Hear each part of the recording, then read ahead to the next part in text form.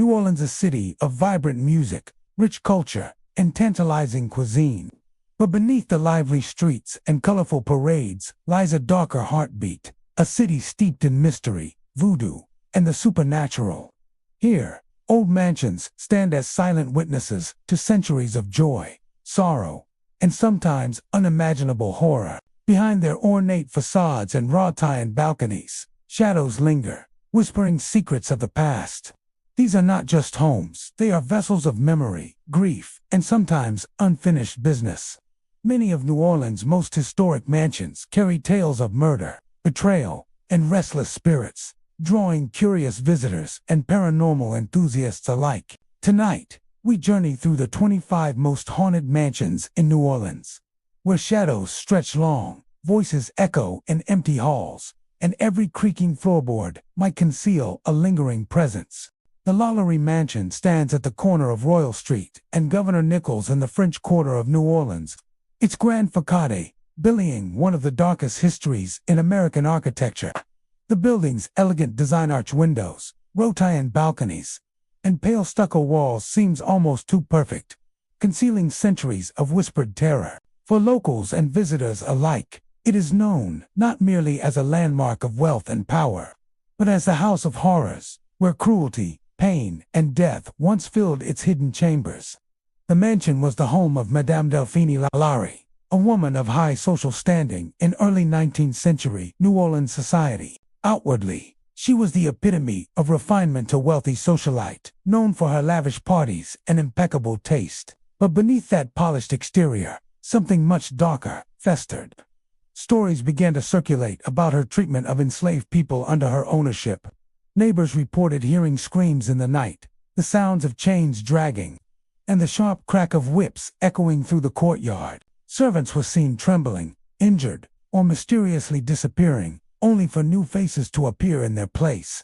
The horrors of the LaLaurie Mansion came to light one fateful night in April of 1834. A fire broke out in the kitchen, and when rescuers rushed in, they discovered a scene that would forever stain the history of New Orleans. Behind a locked attic door, they found enslaved men and women bound, mutilated, and starved, victims of unimaginable torture. The discoveries were so gruesome that even hardened soldiers were said to have turned away in disgust. The townspeople, outraged and horrified, stormed the mansion, but Madame LaLaurie escaped, reportedly fleeing to Paris. Her ultimate fate remains a mystery, but the mansion she left behind never recovered. It became a monument to suffering, one whose walls seemed to hold on to every cry and whisper of those who perished within. In the years that followed, the mansion passed through many hands. Some owners tried to restore its beauty. Others could not bear to stay. By the late 19th century, it was divided into apartments, then into a school, and later a museum. Each transformation brought with it renewed reports of strange activity. Tenants spoke of moaning at night, of icy drafts moving through sealed rooms, and of ghostly figures pacing the halls. Children attending school, they would run home crying, claiming to have seen apparitions in period clothing, watching them from corners or floating down the staircases. Paranormal investigators and historians alike have described the mansion as one of the most active haunted sites in the United States. Visitors often report sudden temperature drops, even on humid New Orleans nights. Some describe the scent of burning hair or decaying flesh, echoes, perhaps, of the fire that revealed the mansion's darkest secret. Others claim to hear the rattling of chains, desperate whispers in the attic, or the faint sobbing of unseen victims. The most chilling encounters occur near the upper floors, where the tortured souls were discovered. Many witnesses say they feel an overwhelming sense of dread there, as if the walls themselves are alive, breathing in anguish. One of the most frequently reported apparitions is that of a chained figure appearing in the mansion's windows, visible for only seconds before fading away. Locals and tourists have captured photographs showing ghostly shapes framed by the iron railings of the balconies or standing in the shadows near the upper windows. Others speak of a tall, imposing woman dressed in old-fashioned finery, her eyes dark and hollow, believed by many to be the restless spirit of Madame LaLaurie herself. Some believe she has returned to the home where her cruelty reigned. unable to escape the torment of what she wrought. The basement and courtyard are equally active. Visitors often describe hearing faint footsteps pacing across the cobblestones, though no one is there. Disembodied cries seem to rise from beneath the earth, and flickering lights sometimes appear near the rear of the property. Paranormal investigators have recorded unexplained electromagnetic readings and ghostly voices captured on EVP devices. In one chilling recording, a faint voice in French whispers, "Ils ne sont jamais partis," they never left. Skeptics argue that the mansion's legend has grown exaggerated over time, that the horrors of Madame LaLaurie's crimes have been amplified by retelling. But even those who doubt the ghost stories admit that the atmosphere inside the mansion is unlike anywhere else in the city. The air feels heavy, the silence uneasy. Doors open and close without explanation, and faint shadows move across the walls, as if memories are replaying themselves in an endless loop. Whether one believes in the supernatural or not, the emotional residue of pain and suffering is undeniable. Modern residents of the French Quarter still cross the street rather than walk too close to the mansion after dark. Tour guides pause outside its gates, lowering their voices as they recount the atrocities that occurred within. Many visitors leave feeling drained or disturbed, describing sensations of pressure on their chest or cold hands brushing their skin. Some have even fainted while standing near the attic entrance, overcome by what they describe as an invisible presence watching them. The LaLaurie Mansion's reputation as the most haunted house in New Orleans endures not simply because of its ghostly encounters, but because of the deep human suffering that birthed those legends. The restless energy within its walls seems to be the echo of injustice, a haunting reminder of cruelty inflicted without mercy. It is said that the spirits trapped inside do not seek revenge, they seek acknowledgement. Their voices, carried on the chill of the Louisiana night, whisper for remembrance, for peace that was never granted to them in life. Those who have entered often leave changed, haunted by what they have felt, seen, or heard. The screams that once tore through its halls may have faded into whispers, but their echoes remain, carried through time as reminders of what cruelty leaves behind. The Herman-Grimma House stands quietly in the heart of New Orleans' French Quarter. Its brick walls and wrought iron balconies a testament to the city's long and layered history. Built in the early 19th century, the mansion exudes the charm of a bygone-era place where the scent of magnolia once drifted through open windows and the clatter of carriages echoed down cobblestone streets. Yet behind its refined facade, whispers linger. They drift through the halls at night, soft and indistinct, carrying fragments of voices from lives long ended. The Herman-Grimma House is not merely a museum of the past, it is a living memory, where echoes of another time refuse to fade. Constructed in 1831 by Samuel Herman, a prosperous merchant, the mansion was designed in the federal style, elegant and symmetrical, with high ceilings and wide galleries. Its rooms were filled with the bustle of family life, the murmur of conversations, and the rhythm of daily labor. But like many grand homes of the era, its beauty concealed darker truths. Enslaved people worked within its walls, cooking in the courtyard kitchen, tending fires, and maintaining the stately order of the household. Their presence, though rarely recorded in ledgers or portraits, remains deeply etched into the house's foundation. Some say their spirits, along with those of the Herman and Grimma families, still walk these halls. Visitors often describe an immediate sensation upon entering, a sudden chill or weight in the air, as if unseen eyes are watching from the corners. The tour guides speak softly, perhaps out of respect, perhaps out of instinct. Footsteps are frequently heard pacing across the wooden floors above when no one is there. Doors creak open, as if nudged by invisible hands, and faint whispers rise and fall like conversations from another world. In the stillness of the parlor, people have felt cold air brush their skin, though no breeze stirs. One of the mansion's most haunted areas is the old kitchen building at the rear courtyard. It was one of the few surviving outdoor kitchens from its time, its brick hearths once glowing with heat as cooks toiled over cast-iron pots. Today, visitors report the lingering smell of smoke or bread baking, long after the fires have been cold for a century. Some claim to hear the soft clang of utensils or the shuffle of feet moving hurriedly over stone floors. A few have even seen a shadowy figure bent over the stove, the outline of a woman in 19th century dress, vanishing the moment they blinked. The upper floors of the house hold their own secrets. Guests walking up the spiral staircase often feel a sudden chill halfway to the landing, as if passing through a curtain of cold air. Lights flicker without cause, and faint music has been heard drifting from the empty drawing room, notes of a piano piece that no one alive remembers.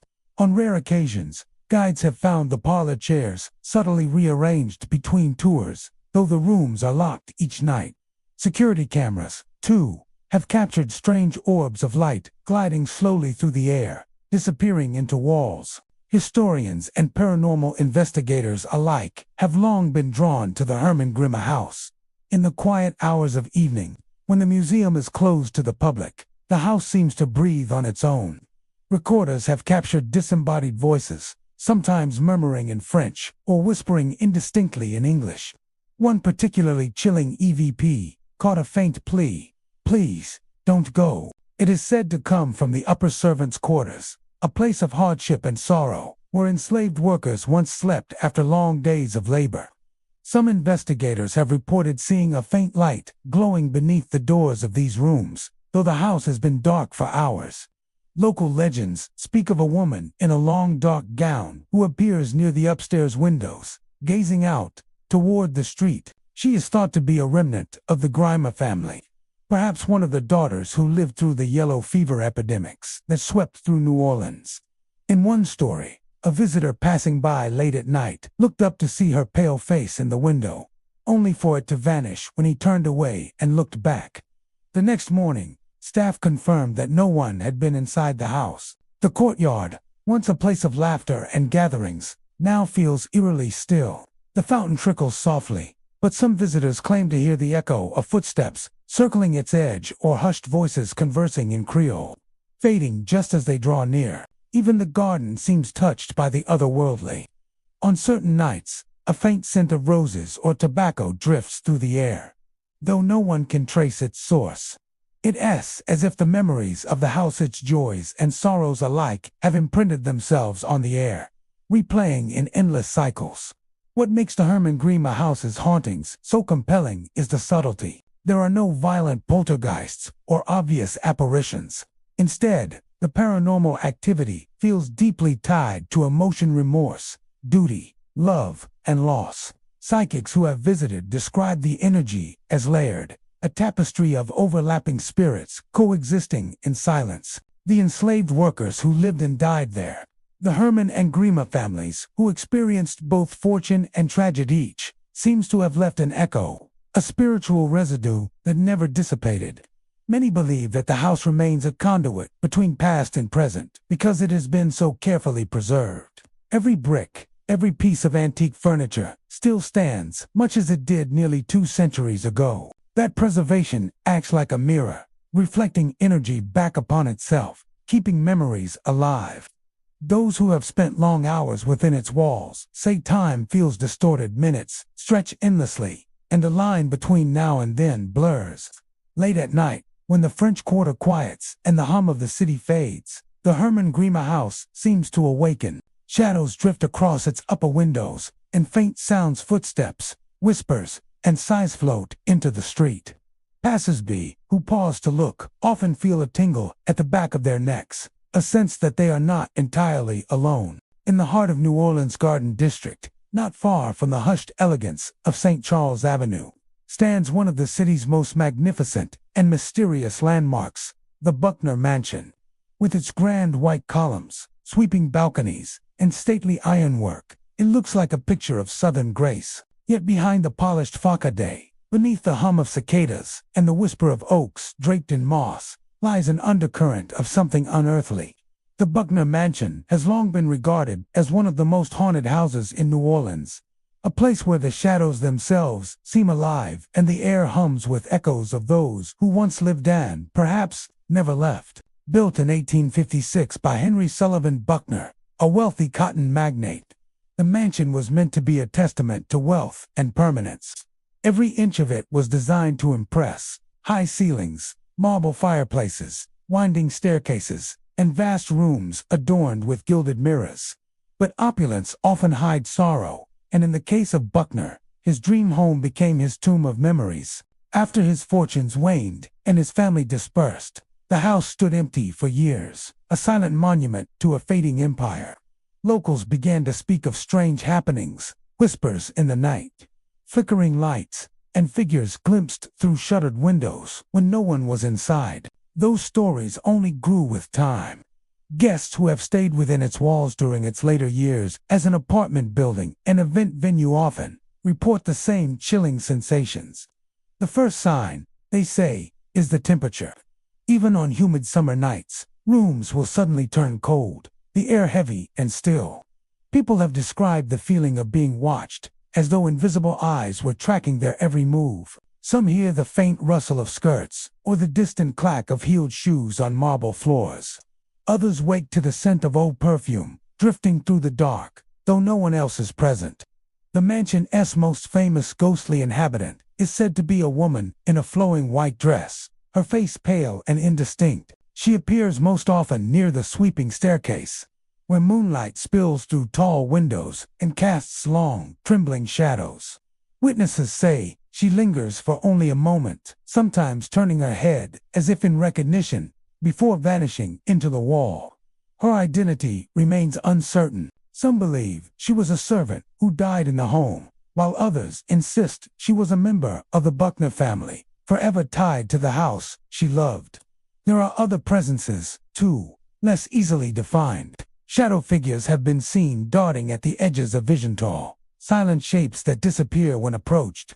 During late-night tours, guides have reported hearing faint murmurs that rise and fall like conversation, though no words can be made out. One caretaker described standing in the main hall and hearing heavy footsteps pacing slowly behind him. When he turned, the corridor was empty, but the air felt charged, thick with energy. The upstairs bedrooms are particularly active.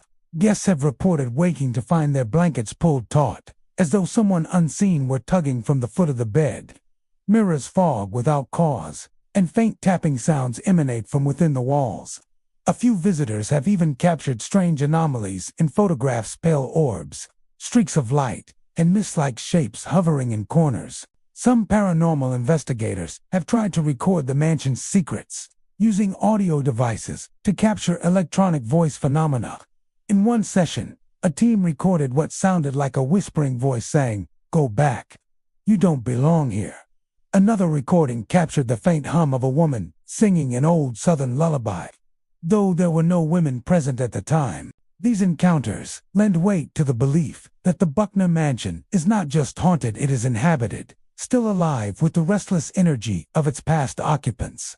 The house's history, steeped in the rise and fall of the antebellum South, seems to have imprinted itself on the structure. Psychics visiting the mansion describe a powerful aura of melancholy and pride, intertwined a lingering sorrow that refuses to fade. The Buckner family's story, like that of many wealthy Southern dynasties, was one of prosperity followed by decline. Henry Buckner, who poured his fortune into building this grand estate, is said to have lost much of his wealth after the Civil War. He died, never having regained his former glory. Some say his spirit remains bound to the home, unable to let go of the empire he once commanded. Outside, the courtyard offers no escape from the haunting. Beneath the rustling leaves and curling vines, visitors sometimes hear faint laughter or the echo of a piano playing a long-forgotten tune. Lights flicker behind shuttered windows at night, even when the house stands empty. Those who pass by often pause, sensing movement behind the lace curtains, shape-shifting just out of sight. The mansion's reputation deepened when it was later used as a filming location for television and film, most notably as a setting for stories of witchcraft and the supernatural. Cast and crew members recounted inexplicable incidents, props moving on their own, cold drafts sweeping through sealed rooms, and the feeling of unseen hands brushing against them. Even skeptics admitted that something about the house felt different, as if its walls absorbed energy from those who entered, feeding on emotion and memory. Today, The Buckner Mansion remains one of New Orleans' most striking and enigmatic structures. Its massive Corinthian columns and iron balconies gleam in the sunlight by day. But by night, it transforms into something altogether otherworldly. Streetlights cast long, eerie shadows across its facade, and the faint sound of wind through the trees can almost be mistaken for whispering voices. Those who have dared to enter after dark often emerge pale and shaken, unwilling to speak of what they felt. Some say the house is cursed, doomed to hold on to the energy of the lives it once sheltered. Others see it as a gathering place for wandering spirits drawn to its stillness, its beauty, its history. Whatever the truth, there is no denying the atmosphere that surrounds it. The Buckner Mansion breathes with memory, its walls thick with unseen presence. The Gallia House, standing proudly on Royal Street in New Orleans' French Quarter, is a marvel of 19th century design. Perfect harmony of art, innovation, and history. Built in 1857 by James Gallier Jr., one of the city's most prominent architects, the house was meant to represent progress, refinement, and taste. Its elegant facade, with wrought iron balconies and finely carved cornices, tells a story of sophistication. Yet, beneath that beauty lies another story, one whispered through the halls, drifting like dust through shafts of light. Visitors and caretakers alike say the Gallia House is not only a monument to the city's architectural past, but also a vessel of restless memories that refuse to fade. Those who step inside the home immediately feel its atmospheric stillness, so complete it almost hums. The furniture, preserved with painstaking care, sits precisely as it would have in the 1800s. Crystal chandeliers hang motionless, reflecting soft light onto marble mantels. Every object, from the porcelain vases to the faint scent of beeswax, carries an echo of the past. But sometimes, when the house is quiet and the last tour has ended, that stillness shatters. Doors close of their own accord, footsteps echo across the second floor, and faint murmurs, too distinct to be the settling of wood, carry through the air, as if the Gallier family still roams their beloved home. James Gallier Jr. designed the house with modern conveniences far ahead of its time. It was one of the first in New Orleans to feature indoor plumbing, gas lighting, and an innovative layout for airflow during humid summers. Gallier was meticulous in his craftsmanship, obsessed with order and symmetry. Some believe that obsession followed him beyond death. There are stories from caretakers who say that if a chair is left slightly out of place, it will be found righted by morning. Tools set down by restoration workers sometimes vanish, only to reappear neatly arranged elsewhere. It's as if the spirit of Gallier himself still oversees his masterpiece, unwilling to let it fall into disarray. But Gallier's life was not without tragedy. In 1868, during a family trip to the Gulf Coast, he and his young daughter drowned in a boating accident. His wife, left widowed and bereaved, returned to the home that her husband had built, living out her days surrounded by memories of what once was. Many believe her sorrow imprinted itself upon the walls. Her presence, gentle yet unmistakable, is said to linger in the rooms she once filled with life. Visitors often describe the scent of lavender, her favorite perfume, suddenly filling the air. Others have seen a soft glow at the end of the hallway, the faint outline of a woman in Victorian dress drifting silently toward the master bedroom before fading into nothingness. The staircase seems to be another focal point of the haunting. Guides and visitors alike have reported seeing fleeting shadows moving up or down, even when the house is closed. One guide recalled locking up for the night and hearing deliberate footsteps descending, pausing halfway, as though someone were stopping to glance toward the parlor. When she turned, she found no one, but the old chandelier above swayed gently, as if brushed by an unseen hand. The parlor itself holds a peculiar energy. On bright afternoons, sunlight pours through tall windows, illuminating the gold-framed mirrors and polished floors. Yet even then, people have felt cold spots, brief, icy patches that move unpredictably. Tourists have whispered of hearing faint piano music, though the instrument has been silent for generations. Some say the melody repeats soft, slow, mournfully as if someone were trying to remember a tune long forgotten. The servants' quarters, located toward the rear of the house, carry a different feeling altogether. The air there feels heavier, denser. Paranormal investigators have recorded odd fluctuations in temperature and electromagnetic readings. A few visitors reported hearing voices speaking in hushed tones, with one phrase, "Work isn't done," captured repeatedly on audio recorders. Some speculate these are the echoes of domestic staff, bound to their endless duties even in death. Others believe the energy in that part of the home reflects not spirits, but emotional residue and imprint left by generations who labored unseen. During restoration efforts in the 20th century, workers began reporting strange incidents. Tools vanished from locked rooms. The sound of hammering would echo faintly from the walls, though no one was working inside. One worker, painting the upper hallway, felt a firm hand on his shoulder and turned, expecting a co-worker, only to find himself alone. He refused to return the next day. Those who continued the restoration began addressing the house aloud, announcing their work each morning. They said it helped. The disturbances grew less frequent, as though the unseen residents appreciated the courtesy. Nighttime is when the Gallier house's atmosphere becomes unmistakably haunted. After dusk, the air cools, and the house seems to exhale. Shadows deepen, stretching along the floors like ink. The faint sound of footsteps on tile, the rustle of fabric, and distant whispers fill the silence. On particularly still nights, neighbors walking past have claimed to see candlelight flickering behind drawn curtains, though the building is empty. Others say they've heard the creak of doors opening and closing on their own, echoing faintly down Royal Street. While skeptics dismiss them as tricks of light or dust, those who've felt the sudden chill of an unseen presence are not so sure. One paranormal investigator described the experience best. "It's not an angry haunting yet. It's an echo.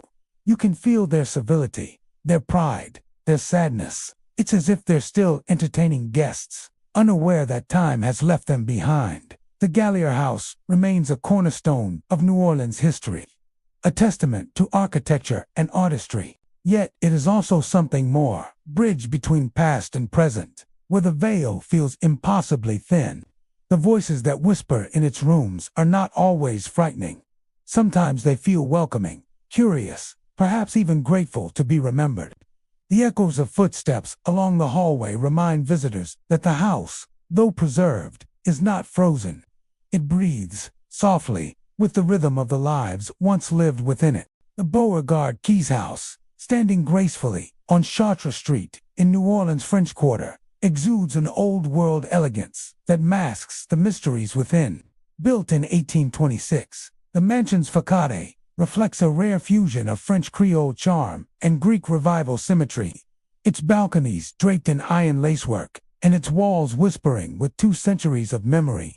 To visitors, it is a glimpse into New Orleans past a city of refinement, resilience, and rumor. But to those who linger after dark, it becomes something else entirely. A place where history does not rest, and where unseen presences wander through the shadows as though time itself has refused to move on. The house once belonged to several prominent families, each leaving behind a fragment of their story.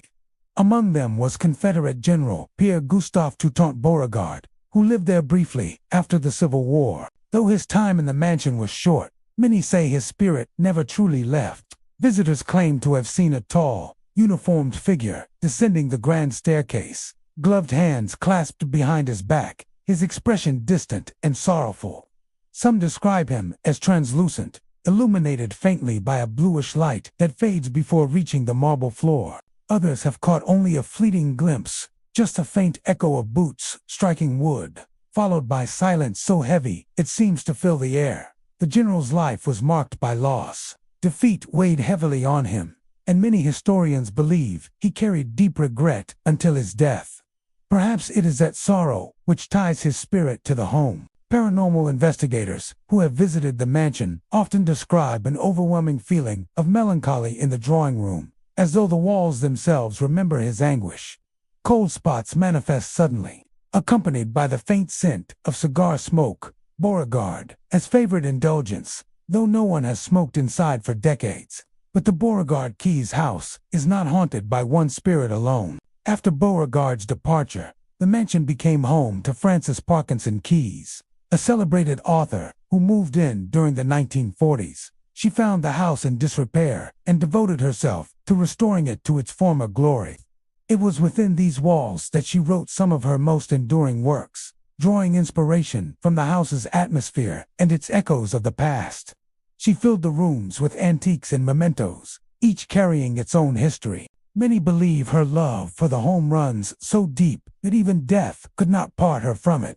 Caretakers and visitors have reported hearing the faint clicking of a typewriter late at night, long after the building has closed. Sometimes, when the air is still, the scent of Rosie Skies' preferred perfume lingers in the parlor, and a gentle hum, like the sound of a woman softly singing to herself, drifts through the halls. Shadows pass behind curtains, and footsteps echo lightly across the second floor.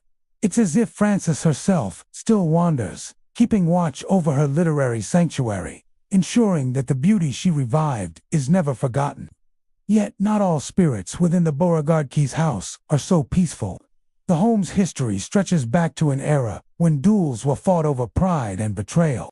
Some accounts suggest that one such deadly confrontation took place in or near the property. A quarrel between two men rivals in both business and affection ended in bloodshed, and legend claims that one of them died on the very steps of the mansion.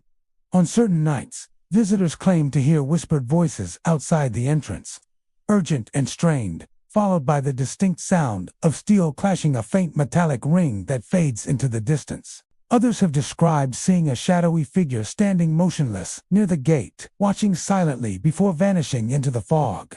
Inside, objects sometimes move on their own. Guides have witnessed candlesticks sliding a few inches across the mantel, or picture frames tilting just slightly, as if nudged by unseen hands. Doors that are firmly latched swing open, revealing empty rooms. The grand dining room, with its heavy drapes and polished silver, is said to be especially active. During one evening tour, a small group reported hearing the clinking of glasses and muffled laughter, though no one else was in the house. The sound lasted only seconds before dissolving into silence, leaving the guests pale and speechless. In the bedrooms upstairs, the sense of presence grows stronger. One room, in particular, once belonging to a young woman who lived there in the mid-1800s, carries a lingering sadness. Visitors often report hearing soft sobbing, faint and distant, as if from behind the walls. Others have felt the weight of invisible eyes upon them, or the sensation of a light touch on their shoulder when standing near the vanity. A photograph of the room taken by a local historian decades ago revealed a misty outline near the mirror form, resembling a woman in a long gown, her face turned toward the window. Some believe that the Beauregard Keys house acts as a sort of spiritual crossroads, a place where emotions from different eras coexist. The energy within it is not hostile, but deeply human, charged with longing, memory, and unfinished business. During investigations, electronic devices have picked up faint whispers, most often single words. Home, stay, wait. The voices seem to overlap, male and female, echoing through the static, as if caught between worlds. Late-night caretakers tell of moments when the entire house seems to breathe. The temperature drops, the air thickens, and the faint rustle of skirts or the brushing of a sleeve passes nearby. One former caretaker recalled hearing her name whispered in her ear while she stood alone in the foyer. She turned, expecting to find a coworker, but there was no one there, only the faint ticking of the old clock and her own reflection in the hall mirror. There's a peculiar beauty in the Beauregard Keys haunting. Unlike places burdened by violence or cruelty, its spirits seem tethered not by anger but by attachment. They linger because they loved the house, because it shaped their lives and became part of their identities. To them, this is still home. Even the street outside seems to hum with their presence. Locals walking past on foggy evenings have glimpsed light flickering through shuttered windows, as though candles were being lit for an unseen gathering. Some swear they've heard faint piano notes floating into the night air, the melody both haunting and heartbreakingly beautiful. The Beauregard Keys house endures as one of New Orleans' most mysterious landmarks, a place where history breathes and memory refuses to fade. Its walls hold not just echoes of tragedy, but whispers of passion, creativity, and devotion. Those who enter might feel a chill, catch a flicker of movement, or hear a disembodied voice murmur from the shadows. But to the spirits within, these are not acts of haunting, they are gestures of remembrance. The Degas House, standing gracefully along Esplanade Avenue in New Orleans, holds the charm of a bygone era where art, family, and memory seem forever intertwined. Its tall shutters and wrought-iron balconies whisper of French Creole refinement. But beneath its elegance lies an atmosphere that feels strangely alive. Built in the mid-19th century and once home to the family of famed French impressionist Edgar Degas, the mansion has become a place where beauty and mystery coexist. To some, it remains a shrine to artistic genius. To others, it is a dwelling where the ghosts of creation and sorrow still linger, trapped between brushstroke and shadow. Degas arrived in New Orleans in 1872. Weary from the turbulence of his life in France and seeking solace among his mother's relatives, the Masson family. It was here that he painted some of his most intimate works, capturing the light, emotion, and complexity of Creole life. But even then, whispers of discontent drifted through the house. The family struggled financially, and tensions grew beneath the polished veneer of Southern gentility. Letters written by Degas reveal a restlessness, a yearning for inspiration that teetered on the edge of obsession. That energy, some say, never left.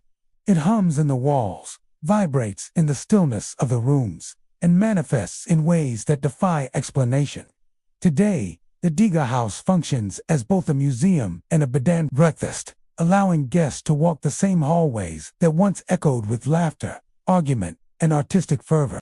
Many who stay overnight report an uncanny sensation of being observed as if unseen eyes follow them through the dim corridors. Some have awakened in the middle of the night to faint strains of piano music drifting through the air. Though no piano has existed in the house for decades, others hear the scratch of charcoal on paper, the rhythmic tapping of a brush against glass, or the soft, measured footsteps of someone pacing back and forth in the studio where Degas once painted. The atmosphere within the house changes subtly after dark. By day, sunlight spills across the high ceilings, illuminating portraits and antique furniture. But at night, the glow of street lamps outside casts long, distorted shadows across the walls. Guests describe the feeling as electric-like standing inside a living painting that breathes. It is then, in that peculiar hush between midnight and dawn, that the house begins to reveal its secrets. One visitor, a painter herself, claimed that she woke to the sound of faint humming a man's voice, low and rhythmic, coming from the direction of the old studio. She described feeling compelled to follow the sound. When she reached the door, she found it slightly ajar, and for an instant, she thought she saw a figure sitting at an easel, bent over a canvas. The figure's hand moved in steady, deliberate strokes, though no brush could be seen. When she blinked, the figure vanished, leaving behind only the faint scent of turpentine. The staff at the Degas House are accustomed to such accounts. They tell of lights flickering on and off by themselves and paintings swaying gently as if touched by invisible hands. In the upstairs hallway, guests often report seeing fleeting shadows darting along the walls too quick and too human to be tricks of light. One longtime guide swears she has heard the soft rustle of fabric and the distinct sound of someone clearing their throat behind her when no one else was near. There is also the matter of the mirror in the front parlor. Several visitors have claimed to see reflections that do not match reality shapes lingering where no person stands. Faces that appear only for a moment before dissolving into the glass. In one instance, a guest taking a photograph of the mirror captured what looked like a man in 19th century attire. His face obscured, but his posture unmistakably that of a painter examining his work. Not all of the presences in the house seem to belong to Edgar himself. Some believe members of the Masson family linger as well, bound by love and tragedy. The Massons were known for their vibrant gatherings, but beneath their charm lay deep emotional turmoil. Stories tell of heartbreaks, illnesses, and unfulfilled dreams. Late at night, the faint sound of laughter or quiet conversation has been reported near the back courtyard, voices too distant to identify, fading into the rustling of the oak trees. Occasionally, the scent of tobacco or perfume wafts through the air, though no one nearby is smoking or wearing fragrance. In one of the guest rooms, a young couple staying overnight claimed to have felt the bed shift gently, as though someone had sat at its edge. The woman described feeling a sudden, overwhelming sadness and emotion that seemed not her own. When she looked toward the corner of the room, she saw what she described as a faint shimmer in the air, the outline of a woman wearing a white gown. The figure appeared to look toward the window, then slowly faded away. The mansion's artistic energy seems to attract those sensitive to the unseen. Mediums who have visited describe the house as alive with resonance. They speak of overlapping impressions, a swirl of passion, sorrow, and creation. One psychic claimed to have made contact with a spirit identifying itself as the Watcher, who described himself as guardian of the art. Whether or not this was Degas, no one can say. But recordings of the session revealed a faint male voice whispering something in French, followed by a distinct tapping sound like a brush striking canvas. Even the air of the house seems charged with presence. Guests have noticed sudden drops in temperature in certain rooms, accompanied by a sense of static energy that raises goosebumps on their skin. In the stairwell, where Degas once stood sketching family portraits, the chill can become so intense that breath becomes visible. Some have speculated that these cold spots are remnants of the artist's restless mind, a creative force so strong it transcended mortality. Perhaps what lingers in the Degas house is not haunting in the traditional sense, but rather the echo of artistic obsession. Creation, after all, demands sacrifice. The boundary between genius and torment is thin. And in this home where inspiration and anguish, once intertwined, may have dissolved altogether, every creak of the floorboard, every whisper of air, feels like the house remembering. The most compelling accounts come from those who describe hearing faint music, as though an unseen pianist were playing scales or improvising in another room. The melody drifts in and out, beautiful yet haunting, carrying with it a feeling of nostalgia, so strong it brings tears to the listener's eyes. No source is ever found, yet everyone agrees on one thing: it feels profoundly human. The Beauregard Mansion stands solemnly in the heart of New Orleans' French Quarter, a relic of the antebellum South, draped in ivy and shadow. With its grand columns, rotund balconies, and stately facade, it appears timeless, frozen between glory and decay. Once home to Confederate General P.G.T. Beauregard, a man defined by discipline, pride, and defeat, the mansion has long been shrouded in stories of military spirits that never left. Locals whisper that when night falls and the city's music fades, the house begins to breathe again, echoing with the footsteps of the past. The mansion's history is soaked in Southern drama and sorrow. Built in the early 1800s, it witnessed a rise and fall of fortunes, the war that divided a nation, and the heavy silence that followed. When Beauregard took residence after the Civil War, he brought with him not only the memories of battle, but also the ghosts of men who never returned. Some say he was haunted even then, his nights disturbed by dreams of soldiers lost under his command, their faces lit by the glow of cannon fire. Today, visitors report that those same restless energies still linger. The house, now preserved as a historic site, draws tourists by day, but by night, it belongs to something else entirely. Guides and caretakers speak of rooms that grow icy cold without reason, of doors that swing open on their own, and of footsteps echoing through the hallways when no one is there.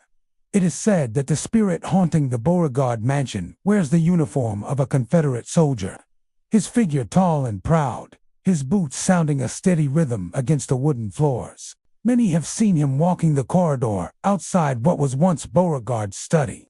Witnesses describe a faint shimmer of gray and blue, an outline of a man wearing a military coat, epaulets glinting faintly in the moonlight.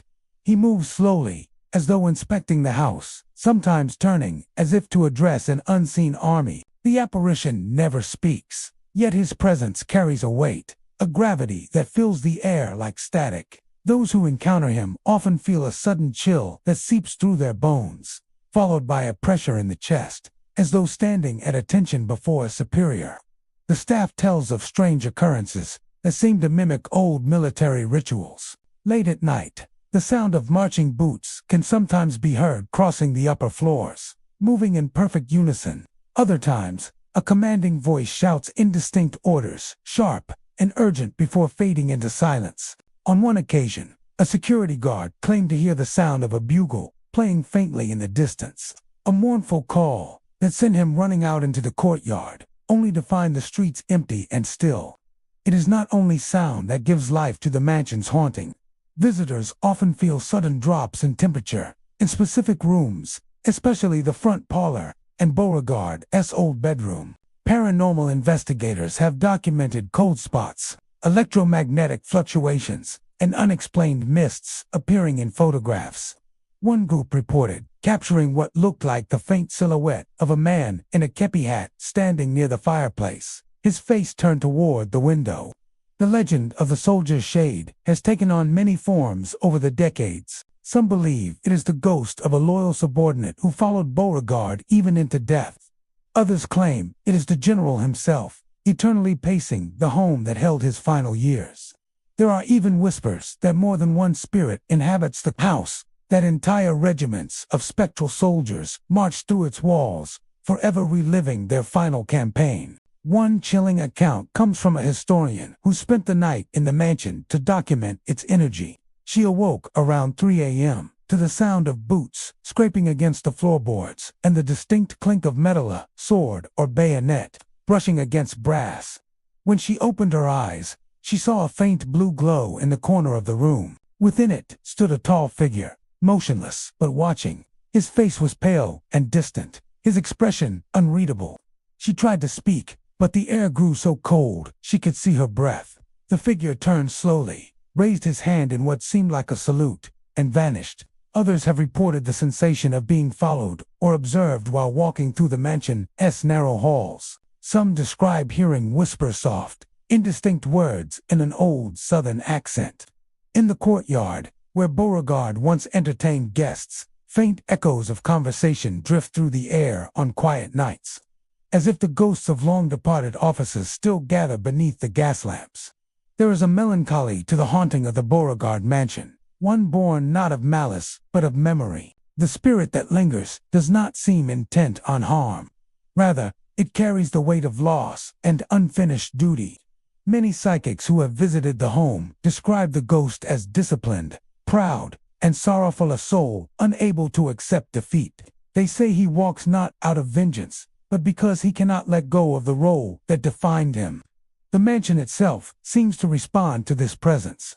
Doors that remain open during the day are found shut in the morning, as though closed by unseen hands. Candles flicker without wind, and mirrors sometimes cloud over as if exhaling the breath of another time. One photograph taken by a tourist captured a fleeting image of a man in uniform standing at the top of the grand staircase, his figure translucent yet sharply detailed. When experts enhanced the image, they noticed something uncanny. His eyes seemed fixed directly on the camera. Local lore tells that on certain nights, especially during the anniversary of the Battle of Shiloh, one of Beauregard's most significant engagements, the activity intensifies. Lights flicker, phantom footsteps resound, and the scent of gunpowder drifts faintly through the air. Some claim to have heard the ghostly roll of drums, the distant clash of swords, and the soft murmur of a general's voice whispering strategy to soldiers no one can see. Even outside, passersby sometimes pause near the mansion's gates, sensing movement behind the windows. A shadow might cross the upper balcony, or the faint outline of a man might be seen standing behind the lace curtains, watching the street as though awaiting orders that will never come. In the heart of New Orleans, where rotund balconies catch the morning light and ancient oaks whisper over cobblestone streets, stands the Gardette-LePretre House. The mansion, a stately relic of Creole elegance, wears its age gracefully, though those who pass it often feel a strange unease, as if the building itself is aware of being watched. To the casual observer, It is merely another of the city's historic homes. But for those who have stepped inside, the Dagobukner House is something else entirely, a place where the past breathes, where voices murmur behind closed doors, and where shadows move of their own accord. The mansion dates back to the mid-1800s, built when New Orleans was a city of opulence and secrets. The Buckner family, known for their wealth and prominence, once hosted lavish gatherings that spilled from candlelit parlors into moon-drenched courtyards. Later, during a period of transition, the home was briefly connected to the Degas family relatives of the famed painter Edgar Degas, an art patron, leased part of the residence to store valuable works and antiques. Over time, the house became a repository of memory, its walls holding whispers of both beauty and sorrow. But as the decades passed and the city changed, the mansion fell quiet, at least in appearance. Locals began to speak of odd happenings soon after the last residents departed.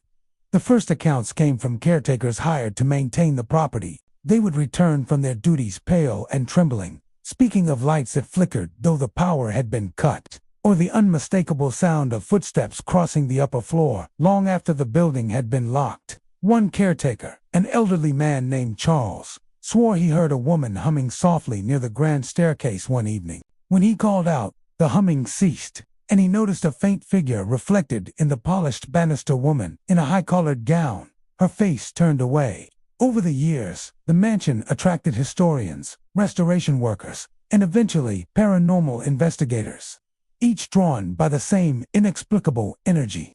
Some left convinced the house was alive in its own strange way. They described the flickering of lights that seemed to pulse like a heartbeat, and the sensation of being followed through narrow halls. Voices were often reported soft, indistinct murmurs that floated from empty rooms, always just out of comprehension. One visitor claimed to have heard two people conversing in French in the east parlor, the tone polite but urgent, as though debating something serious. When he entered, the room was empty, the air chilled, and a faint scent of burning wax lingered. The shadows of the Dagobukner house are perhaps its most haunting feature. Visitors frequently see movement at the edges of their Vijuna shape, slipping into another room, or a silhouette crossing a corridor only to vanish when pursued. These are not fleeting tricks of light. Multiple witnesses have described the same forms simultaneously. On one stormy night, a group of investigators witnessed three tall, indistinct figures glide down the central hallway. Their movement was smooth, almost fluid, and they left no reflection in the glass. The moment they approached the drawing room, the air grew heavy, and the candles on the mantel extinguished all at once.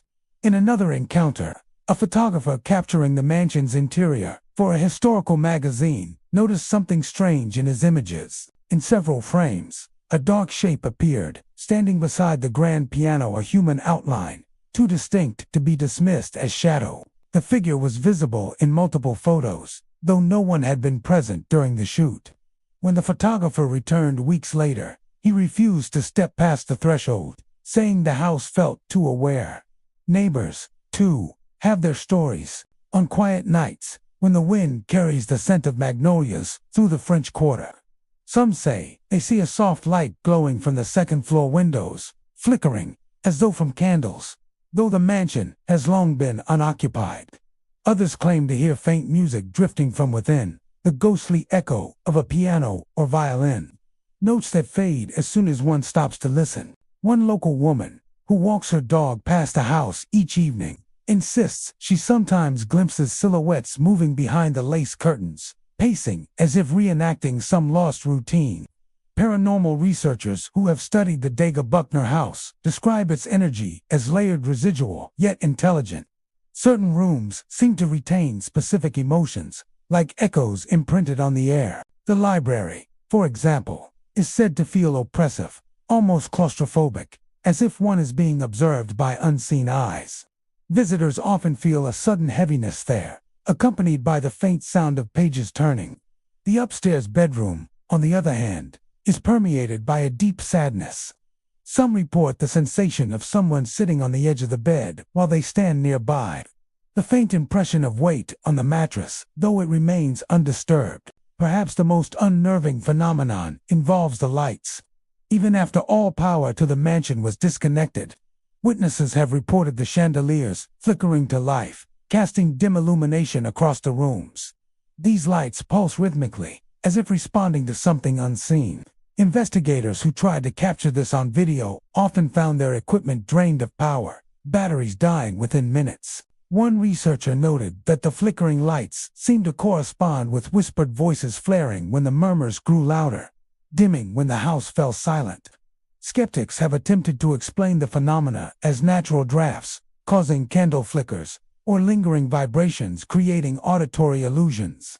But even the most rational minds have been unsettled by what they felt within those walls. One historian determined to debunk the legends spent a night in the mansion alone. At first, all was quiet, but around midnight, she heard distinct footsteps in the hall outside her room. Thinking it was an intruder, she called out, but the footsteps stopped instantly. Then, the light above her desk flickered twice, and she caught sight of something in the mirror. A shadowed figure, standing behind her. Its outline sharp, its features obscured. When she turned, the room was empty, but the faint scent of perfume, old-fashioned and floral, hung in the air. Over time, those who have spent enough hours inside the Gardette-LePretre House come to describe it not merely as haunted, but sentient. The house seems to respond to presence, to moods, to attention. It welcomes some, unnerves others, and occasionally, it warns people to leave. More than one visitor has fled after hearing their name whispered softly from nowhere. Others, inexplicably, feel drawn back, as though the house remembers them. The Beauregard Keys Garden in New Orleans is often admired for its serene beauty, its neatly trimmed hedges, and the delicate patterns of sunlight that dance across the cobblestone paths. Visitors stroll through the space during the day, enjoying the blend of French and Spanish landscaping influences, unaware that the garden harbors a presence far older than the plants themselves. As evening falls and shadows stretch across the grounds, a different energy emerges, one that those sensitive to the paranormal have long described as restless, a lingering echo of lives long past. Those who have lingered in the garden after dusk often report sudden shifts in temperature. Warm air gives way to an unexplainable chill, a sensation that wraps around the body like an invisible cloak. Footsteps are heard along the stone paths, soft but deliberate. Yet, when the sound is traced, there is no one to be seen. Some describe the footsteps as matching their own pace, as if someone unseen is walking beside them. Others have noticed the crunch of gravel under a weight that isn't theirs, or the gentle swish of fabric brushing the hedges, hinting at the presence of a figure in motion. Apparitions in the garden are reported frequently. Visitors claim to see shadowy forms flitting between trees or standing silently along the perimeter of the paths. These figures are often described as partially translucent, dressed in period clothing that hints at the garden's long history. They vanish suddenly when approached, leaving only the echo of movement or a lingering sense of being watched. Some witnesses have seen multiple figures at once, engaged in what appears to be idle wandering or quiet conversation, their gestures fleeting and enigmatic. Whispers are another common phenomenon. Soft, almost inaudible voices seem to drift through the garden, sometimes overlapping, as if several unseen individuals are speaking at once. Words are often indistinct, but their tone is unmistakable, a mixture of longing, caution, and quiet lament. Guests who stop to listen report feeling a strange urge to move forward, as though the voices are both beckoning and warning. At times, these murmurs are accompanied by faint scents, candle wax, old perfume, or the subtle fragrance of flowers that have long since withered.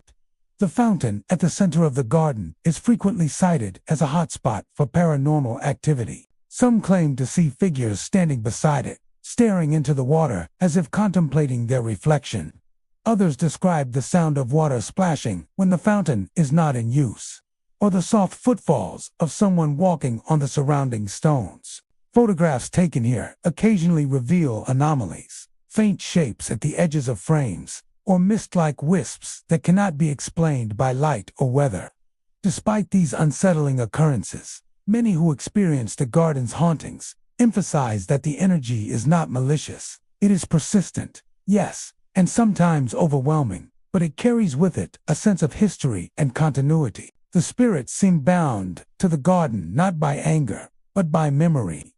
They are echoes of lives once intertwined with the mansion and its grounds, lingering as though reluctant to leave a place that shaped them, even in death. Behind the elegant facade of the LaLaurie House in New Orleans lie the servants' quarters, a space often overlooked but steeped in history and haunting energy.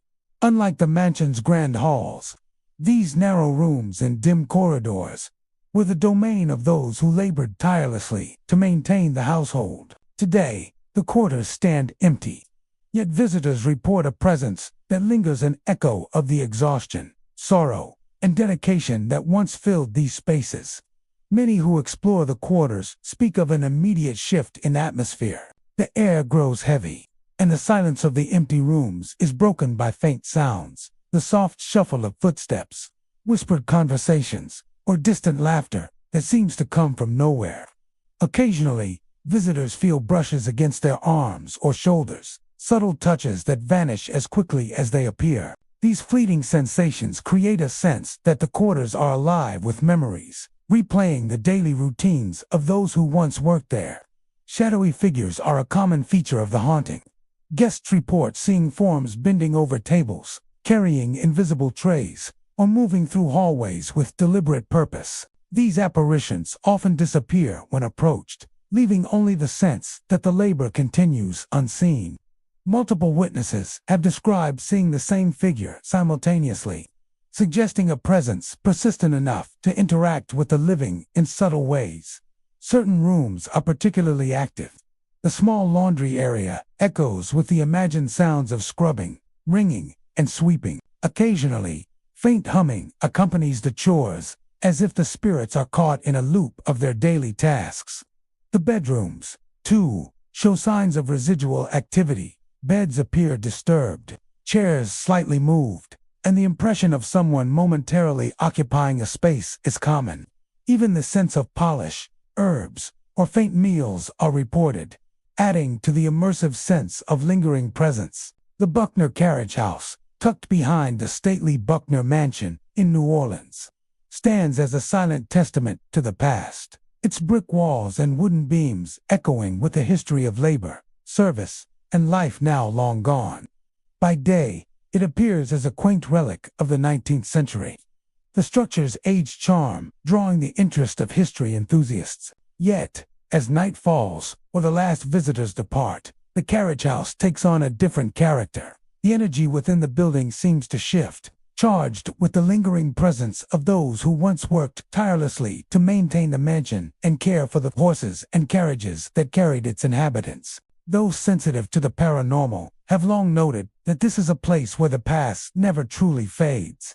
Visitors who step inside the carriage house often report an immediate sense of unease, as though the walls themselves are aware of their presence. The air grows heavy, and an unnatural stillness settles over the space. Yet, the silence is often broken by sounds that should not exist. The faint clatter of wheels on cobblestones echoes through the halls, accompanied occasionally by the subtle snorting of horses or the shuffle of hooves. These sounds are vivid and realistic, yet no horses or carriages are present, and the building's emptiness only enhances the sense of spectral activity. Footsteps, sometimes heavy, sometimes light, echo across the wooden floors, as though servants and stable hands are performing their duties as they did centuries ago. Shadowy figures are frequently reported. Guests often glimpse blurred shapes moving near the stalls or bending over unseen carriages. Some describe fleeting glimpses of men in period attire, adjusting harnesses or tending to the horses, while others report seeing the spectral forms of horses, themselves shapes defined more by movement and presence than by clear outlines. These apparitions vanish when approached, leaving only the sense that the labor continues unseen, a phantom echo of a time when the carriage house was alive with activity. Voices are another common phenomenon. Visitors report hearing distant calls, sometimes names, sometimes short phrases that seem to drift from one end of the building to the other. These murmurs are faint but persistent, often accompanied by the sensation of being watched or followed. Many describe the voices as both urgent and nostalgic, as if the spirits are trying to communicate across the years, seeking acknowledgement for lives largely forgotten. Occasionally, multiple witnesses have heard these calls at the same time, reinforcing the belief that the carriage house is not only haunted, but actively inhabited by the echoes of the past. Certain areas of the carriage house seem to hold more energy than others. The far end, where carriages were once stored, is a frequent hotspot. Visitors have reported the impression of weighty objects being moved, accompanied by faint scraping sounds on the stone floor. Some have even caught glimpses of objects' bridles, reins, or blankets shifting slightly, without any visible cause. The stalls, too, seem alive with residual presence. The scent of hay, leather, and the faint tang of horseflesh lingering in the air, despite years of abandonment. These sensory impressions create a vivid, immersive experience for those who enter, as if the building itself is performing a spectral reenactment of its operational past. Despite the unsettling nature of these encounters, many who have spent time in the carriage house describe the hauntings as poignant rather than threatening. The spirits appear bound to their duties, performing tasks with unwavering devotion even after death. Respectful visitors often feel a sense of connection, rather than fear, as though they are witnessing the persistence of life in a place long abandoned. The energy is heavy, yes, and the shadows can be startling. But there is also a profound sense of continuity, an acknowledgement that the labor and lives of the past remain etched into the very structure of the building. The Buckner Carriage House stands as a reminder that history is not only preserved in documents and photographs, but also in the energy left behind by those who lived and worked in these spaces. Each shadow, each whisper, each phantom step tells a story of service, dedication, and the complex interplay of human presence and absence. The echoes of horses and servants continue to traverse the wooden floors, a spectral procession that bridges the gap between the past and the present. The rear wing of the LaLaurie Mansion in New Orleans is a place that many dare not enter, even during daylight hours. While the mansion's ornate facade and historical notoriety draw curious tourists, it is the hidden rear wing that holds the darkest, most disturbing history. Once the site of Madame Delphine, LaLaurie's infamous tortures, this portion of the mansion is said to have been used to confine and torment enslaved individuals in secret. The rooms were small, windowless, and oppressive, designed to conceal suffering from the outside world. Today, the rear wing stands empty, yet its walls seem to retain the echoes of pain, anguish, and terror that were inflicted within. Visitors, historians, and paranormal investigators alike have long reported experiences that defy explanation, a lingering presence that refuses to be ignored. Stepping into the rear wing, many describe an immediate drop in temperature. The air feels unnaturally cold, heavy with an oppressive energy that settles deep into the chest and slows the breath. It is the first indication that this space is unlike any other part of the mansion. Even when the day is warm and the rest of the building sunlit, this wing remains cloaked in a chill that seems to emanate from the very walls. Footsteps, when heard, echo unnaturally, as if accompanied by unseen presences pacing alongside the visitor. Some report hearing chains rattling or the metallic clink of instruments long abandoned, accompanied by muffled cries that rise and fall in intensity. These sounds often vanish abruptly when investigated, leaving only silence and the oppressive weight of history. Shadowy figures are a hallmark of the wing's haunting. Guests frequently describe fleeting forms moving along the narrow corridors or disappearing behind doorways. Some figures are described as tall and gaunt, while others seem crouched, their outlines indistinct, as though crouching over unseen objects. These apparitions appear without warning, often at the edge of vision, disappearing when the viewer turns fully to face them. Multiple witnesses have reported seeing these figures simultaneously, confirming that the experiences are more than mere imagination. The shadows seem to replay moments of suffering, frozen in a loop of fear and torment, their presence a silent testimony to lives cruelly constrained. Voices are another chilling phenomenon in the rear wing. Soft cries for help, gasps of pain, and whispers that carry incomprehensible words often drift through the rooms. Occasionally, visitors hear fleeting names called out or words of desperation whispered into the air. Some describe the sounds as overlapping, almost as if multiple spirits are speaking at once, creating an atmosphere of chaos and despair. In addition to the auditory phenomena, investigators have noted subtle physical effects, sudden drafts in otherwise sealed rooms, touches that graze the skin without source, and an inexplicable sense of being watched from every corner. Objects themselves sometimes betray the presence of the unseen. Doors may creak open or shut on their own, lights flicker, and shadows stretch across the floor without explanation. Some claim to have seen furniture subtly shifted, or chains and restraints lightly moved, as if invisible hands are interacting with the remnants of past horrors. Even the faint scent of smoke, sweat, or decaying materials has been reported, adding to the immersive sensation that the rear wing is alive with memories of suffering. Paranormal experts often describe the rear wing's energy as among the most oppressive in New Orleans. Unlike other haunted sites, where spirits may seem playful or curious, the LaLaurie rear wing radiates a dark weight, a residue of cruelty that clings to the very structure. Many investigators speak of a feeling of suffocation or dread that intensifies the longer one remains inside. Those who enter must tread carefully, often leaving quickly, overwhelmed by a presence that feels tangible and unyielding.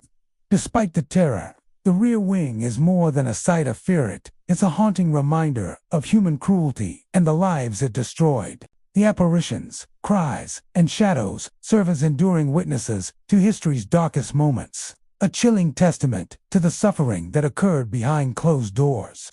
Visitors are not merely witnessing paranormal activity.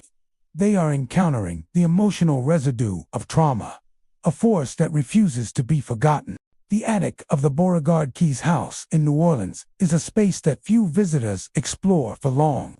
Tucked beneath the steep roof, among exposed beams and dusty rafters, the attic has always carried a sense of mystery and quiet unease. Unlike the mansion's grand rooms or even its haunted gardens, the attic is less accessible and largely untouched, preserving an air of secrecy that has lingered for centuries. It is here, among forgotten trunks, stacked boxes, and faded mementos, that visitors and paranormal investigators alike have reported experiences that suggest the attic is a repository of memories, some benign, some deeply unsettling, and some that refuse to rest.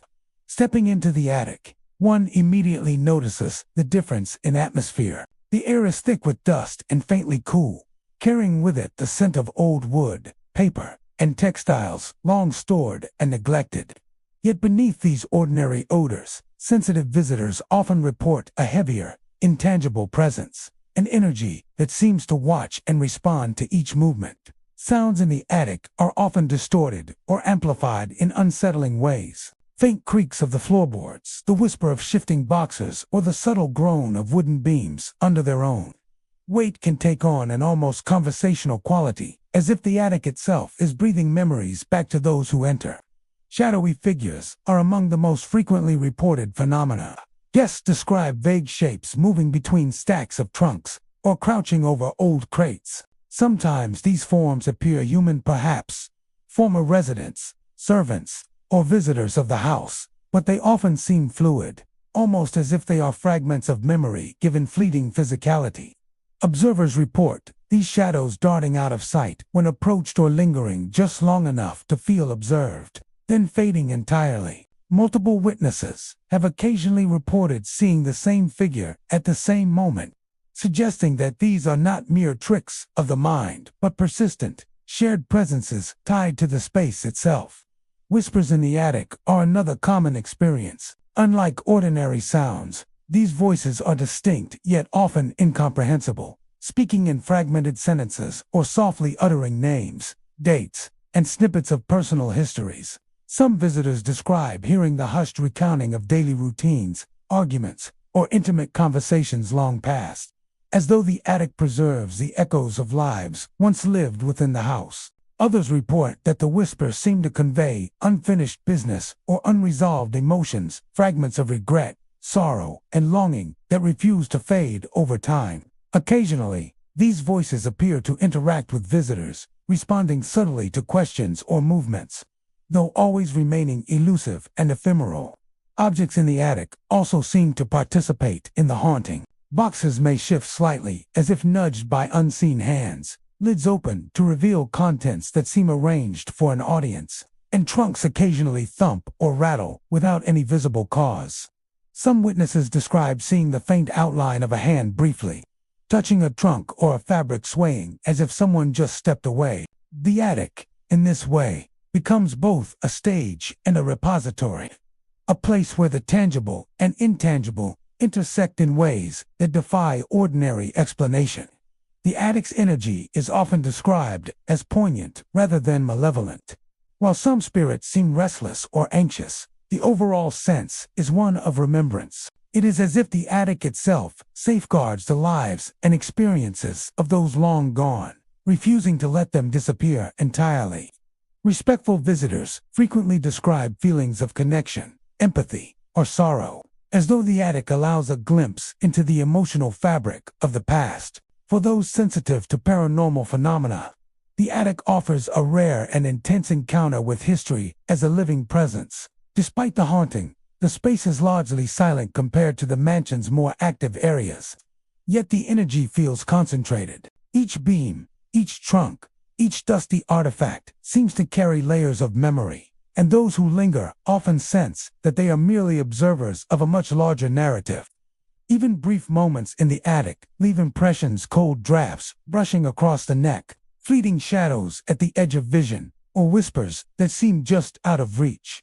These experiences are subtle, yet profoundly affecting, a reminder that memory and emotion can persist far beyond the constraints of time and mortality. The Herman Grimmer House in New Orleans is celebrated for its exquisite architecture, intricate period details, and historical significance, but it is the courtyard that holds a subtler, more elusive form of haunting. Though open to the sky and bathed in sunlight during the day, the courtyard is not immune to the lingering presence of the past. Visitors and paranormal investigators alike have reported experiences that suggest the space is charged with restless energy, a repository for echoes of lives once lived within the walls of the house. Unlike the confined interior rooms, the courtyard's hauntings are more fleeting yet no less powerful, offering a unique glimpse into a world where the boundary between the living and the spirit realm seems thin. Stepping into the courtyard, one immediately senses the difference. The air often feels heavier, slightly cooler than the surrounding streets, and sounds behave strangely, carrying in unexpected ways. Footsteps echo unnaturally across the stone paving, sometimes appearing to follow the visitor, even when they are alone.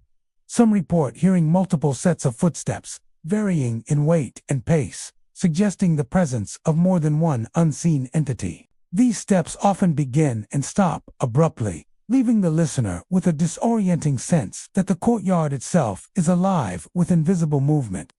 Shadowy figures are another hallmark of the courtyard's paranormal activity. Visitors often glimpse forms moving just at the periphery of their vision, shapes that vanish the moment they are directly observed. Some figures appear tall and stately, perhaps reminiscent of former residents or guests of the mansion, while others seem smaller and hurried, suggesting servants or children from past centuries. These shadows sometimes traverse the walls and archways, flickering like phantoms dancing along the edges of reality. Multiple witnesses have reported seeing the same figure, confirming that these are not mere tricks of the eye, but consistent, observably. These sounds are often fragmented, resembling conversations from another era, drifting in and out with no discernible source. Some report feeling a presence brush past them as they listen, as if the courtyard allows the echoes of past lives to intermingle with the living. The whispers are said to carry emotions, sometimes urgency, sometimes sorrow, suggesting that the spirits may still carry unresolved experiences, replaying fragments of their lives in an endless loop. The courtyard also exhibits subtle physical manifestations.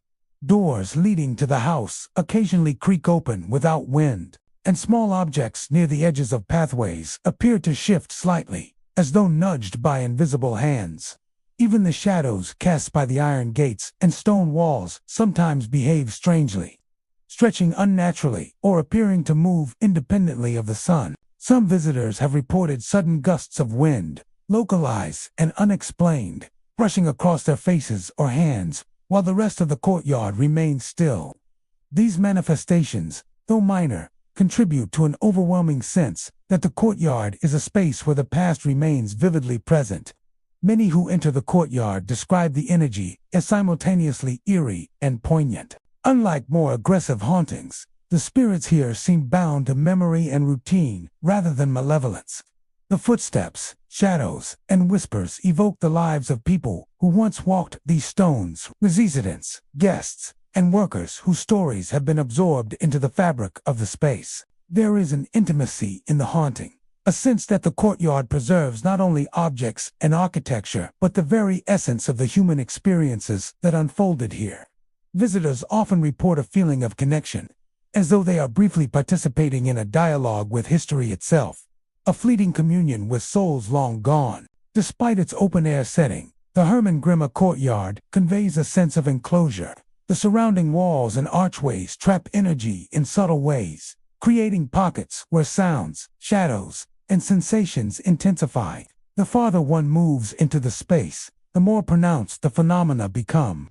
From footsteps echoing behind them to shadows that seem to linger just beyond sight. It is a haunting that respects the boundaries of the visitor, yet insists on acknowledgement, a persistent reminder that this outdoor space is more than a simple architectural feature. The courtyard's hauntings also serve as a living testament to the passage of time and the persistence of memory. Stone paths, iron gates, and ancient plantings bear silent witness to the lives that intersected here, from daily routines to fleeting moments of drama, joy, or sorrow. The spirits, whether conscious or residual, replay these experiences in subtle yet undeniable ways, offering visitors a chance to perceive history not as static and distant, but as alive and interwoven with the present.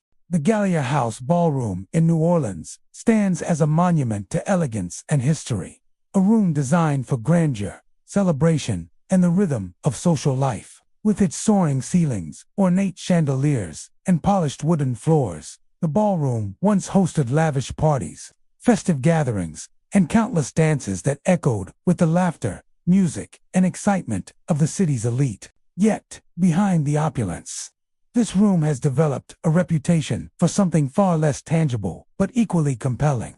Visitors and paranormal investigators consistently report experiences that suggest the ballroom is haunted not by malevolent forces, but by the lingering presence of those who once danced, laughed, and celebrated within its walls. Entering the ballroom, one is immediately struck by the contrast between its beauty and its eerie energy. The chandeliers, still hanging in perfect formation, catch the light in ways that sometimes reveal fleeting shadows along the walls and floor. Many visitors describe an almost imperceptible shift in the atmosphere, a feeling that the room is alive, quietly observing, and resonating with past events.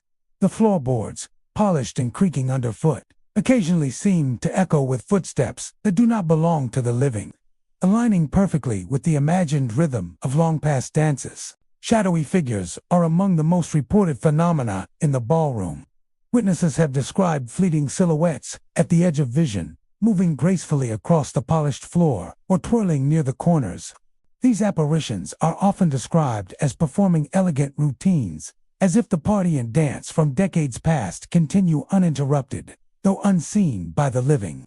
Multiple witnesses have reported seeing the same figure at the same time, suggesting that these are not merely tricks of the mind, but shared encounters with persistent entities tethered to the space. Phantom music and accompanying footsteps are also commonly reported. While no instruments play and no speakers exist, visitors sometimes hear faint strains of orchestral music, piano notes, or distant laughter, perfectly synchronized with the echoing footsteps. Some describe the experience as entirely immersive, as though they are standing in the midst of a grand ball long ended. Investigators have captured recordings of low, unidentifiable melodies and occasional murmured conversations, though playback often reveals sounds too subtle or fragmented to be fully explained. The effect is disorienting, blurring the line between reality and memory, leaving the impression that the ballroom is a stage upon which spirits perform their rituals endlessly. Temperature fluctuations and sudden chills are subtle but frequent experiences. Certain corners of the room feel inexplicably cold, even on warm days. And the sensation of being lightly brushed or followed by invisible presences is reported by those most sensitive to paranormal phenomena. These sensations often coincide with the most vivid visual or auditory experiences, heightening the sense that the room itself is imbued with the emotional energy of celebration, excitement, and anticipation. The ballroom's aura is not menacing but persistent, a reminder that joy and life leave traces as enduring as sorrow and loss. Objects in the ballroom sometimes participate in the haunting. Chairs may appear slightly shifted from their usual positions, doors close gently on their own, and the chandeliers occasionally sway imperceptibly, as if responding to a rhythm no living observer can hear. These subtle manifestations contribute to an overall sense of the room as an interactive repository of memory, where both the tangible and intangible elements of past events converge. The haunting is also often described as poignant. The ghosts of the ballroom seem tied not to pain or malice, but to memory and ritual. The dances, music, and laughter of former residents and guests appear to replay continuously, not to frighten the living, but to maintain the essence of the life once celebrated here. Witnesses often feel a connection, as if they are brief participants in the social energy of the past, observing moments frozen yet ongoing. Some report an overwhelming sense of nostalgia or melancholy, as if they are touching the edge of a history that refuses to fade. The architecture of the ballroom amplifies these phenomena. High ceilings and intricate moldings carry sound and shadow in unpredictable ways, while the polished floors reflect light to create fleeting visual effects that may be tied to the apparitions. Visitors moving across the room often report seeing shadows glide along the floor or walls, perfectly timed with phantom music or imagined dancers, reinforcing the impression of a room alive with memory. Ultimately, the LaLaurie House ballroom is more than a space of historical significance. It is a living echo of the past, a place where celebration and memory coexist in spectral form. Shadowy dancers, phantom footsteps, faint music, and whispers all combine to create an experience that is both unsettling and mesmerizing. The room captures a sense of continuity between the past and present, offering a rare encounter with the ephemeral traces of life and joy that persist beyond the constraints of time. Visitors leave with the impression that the ballroom is never truly empty, that the spirits of those who once danced there continue to move in harmony with their memories, and that the LaLaurie House itself is a living guardian of these enduring echoes. The LaLaurie Mansion in New Orleans is known for its architectural grandeur, historical significance, and the quiet elegance that permeates its halls. Yet, behind the beauty and refinement, the master bedroom carries an air of mystery and unrest. Unlike the more public areas of the mansion, this room is intimate and private, and it is here that many visitors and paranormal investigators report experiences that defy explanation. The LaLaurie master bedroom seems to hold the lingering presence of past occupants, a space where time has left an imprint, and where the spirits of former residents continue to manifest in subtle yet unmistakable ways. Entering the master bedroom, one is immediately struck by the sense of presence. The air often feels heavier, colder, or unusually still, as though the room itself is aware of the living intruders. Guests frequently report sudden chills that sweep across the space, often without any discernible source of cold air. These temperature fluctuations are not fleeting. They linger, leaving an eerie sensation that one is being observed. Visitors describe a heightened awareness of the room's corners, the space near the windows, and especially the area surrounding the bed, where many of the encounters have been reported. Shadowy figures are a frequent phenomenon in the master bedroom. Some witnesses glimpse fleeting shapes moving near the edges of vision, just at the periphery, only for them to vanish the moment they are directly observed. These shadows sometimes appear seated on the bed, standing by the windows, or pacing quietly across the polished floors. Multiple visitors have described seeing the same shadowy form, suggesting a consistency that implies a lingering consciousness rather than a simple trick of the mind. The figures are rarely aggressive. Instead, they exude a quiet presence, as if silently observing or replaying routines from their time alive. Visitors often report feeling watched in the room. This sensation is not always accompanied by visual confirmation, yet it is profoundly tangible. People describe a weight on their chest, a prickling along the spine, or the sense that unseen eyes are tracking their movements. Some have mentioned that even when the room appears empty, their gaze is drawn to specific points near the bedposts, along the window frames, or two corners where the shadows often seem to gather. These feelings of observation intensify during moments of stillness, creating a subtle, lingering tension that many find impossible to shake. The master bedroom also exhibits auditory phenomena. Faint whispers, muffled voices, and the occasional creak of floorboards are commonly reported.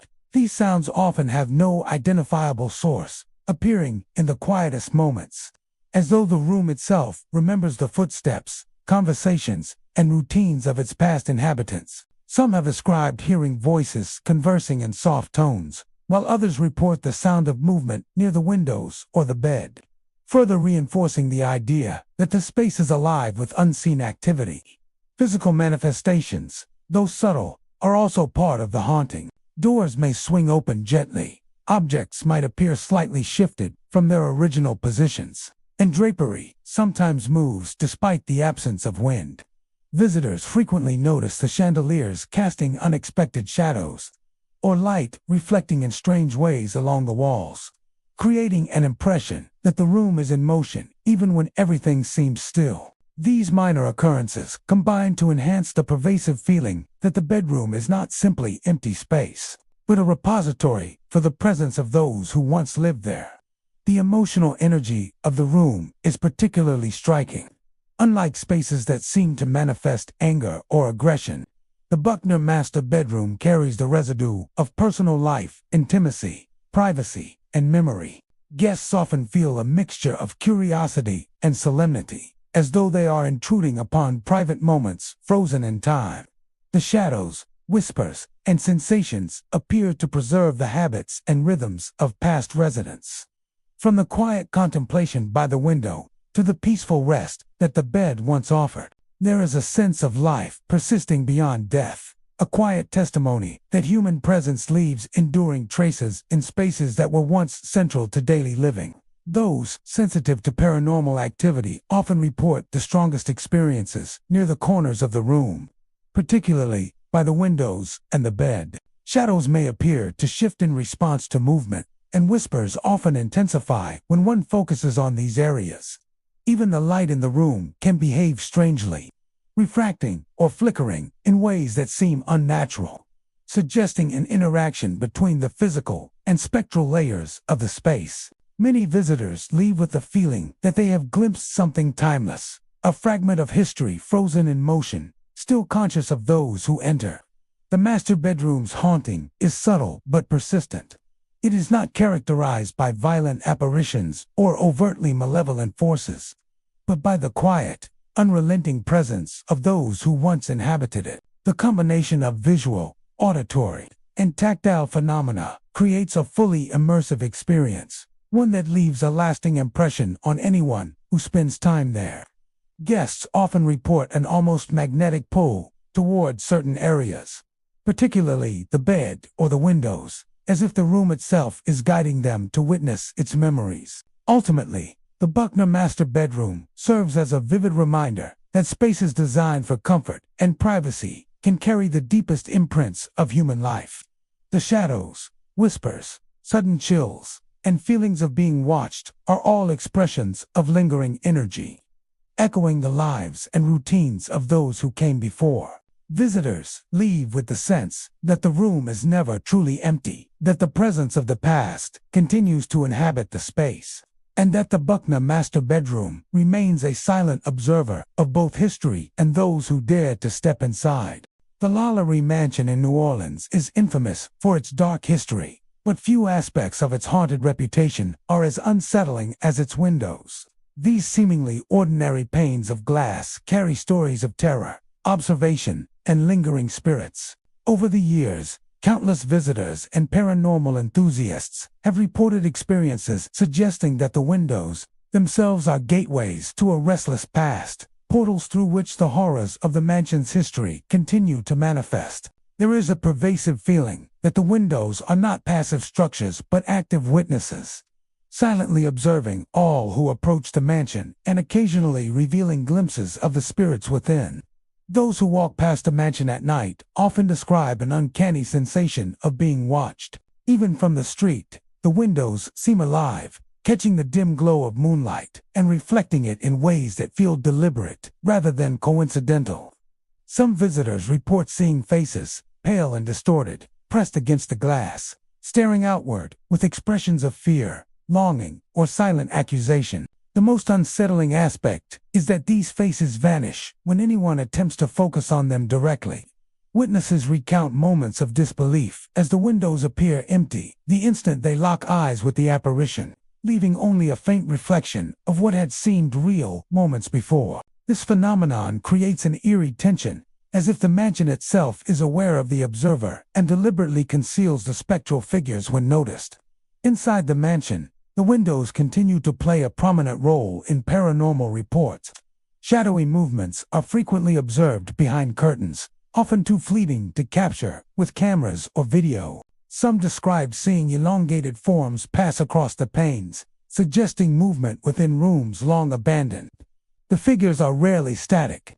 They appear to drift, glide, or peer outward, sometimes stopping for a moment before vanishing entirely. This creates a pervasive feeling that the mansion is alive, watching and interacting with its surroundings through the simple yet unnerving medium of its windows. The windows themselves seem to act as conduits between the living and the spectral. Visitors inside the mansion often report sudden chills when approaching a window, as if an unseen presence is aware of their proximity. Some describe whispers almost conversational in nature emanating from the direction of the glass, soft and indecipherable, yet unmistakably there. Others have heard faint knocks or taps, a rhythm that seems intentional, echoing in the otherwise silent rooms.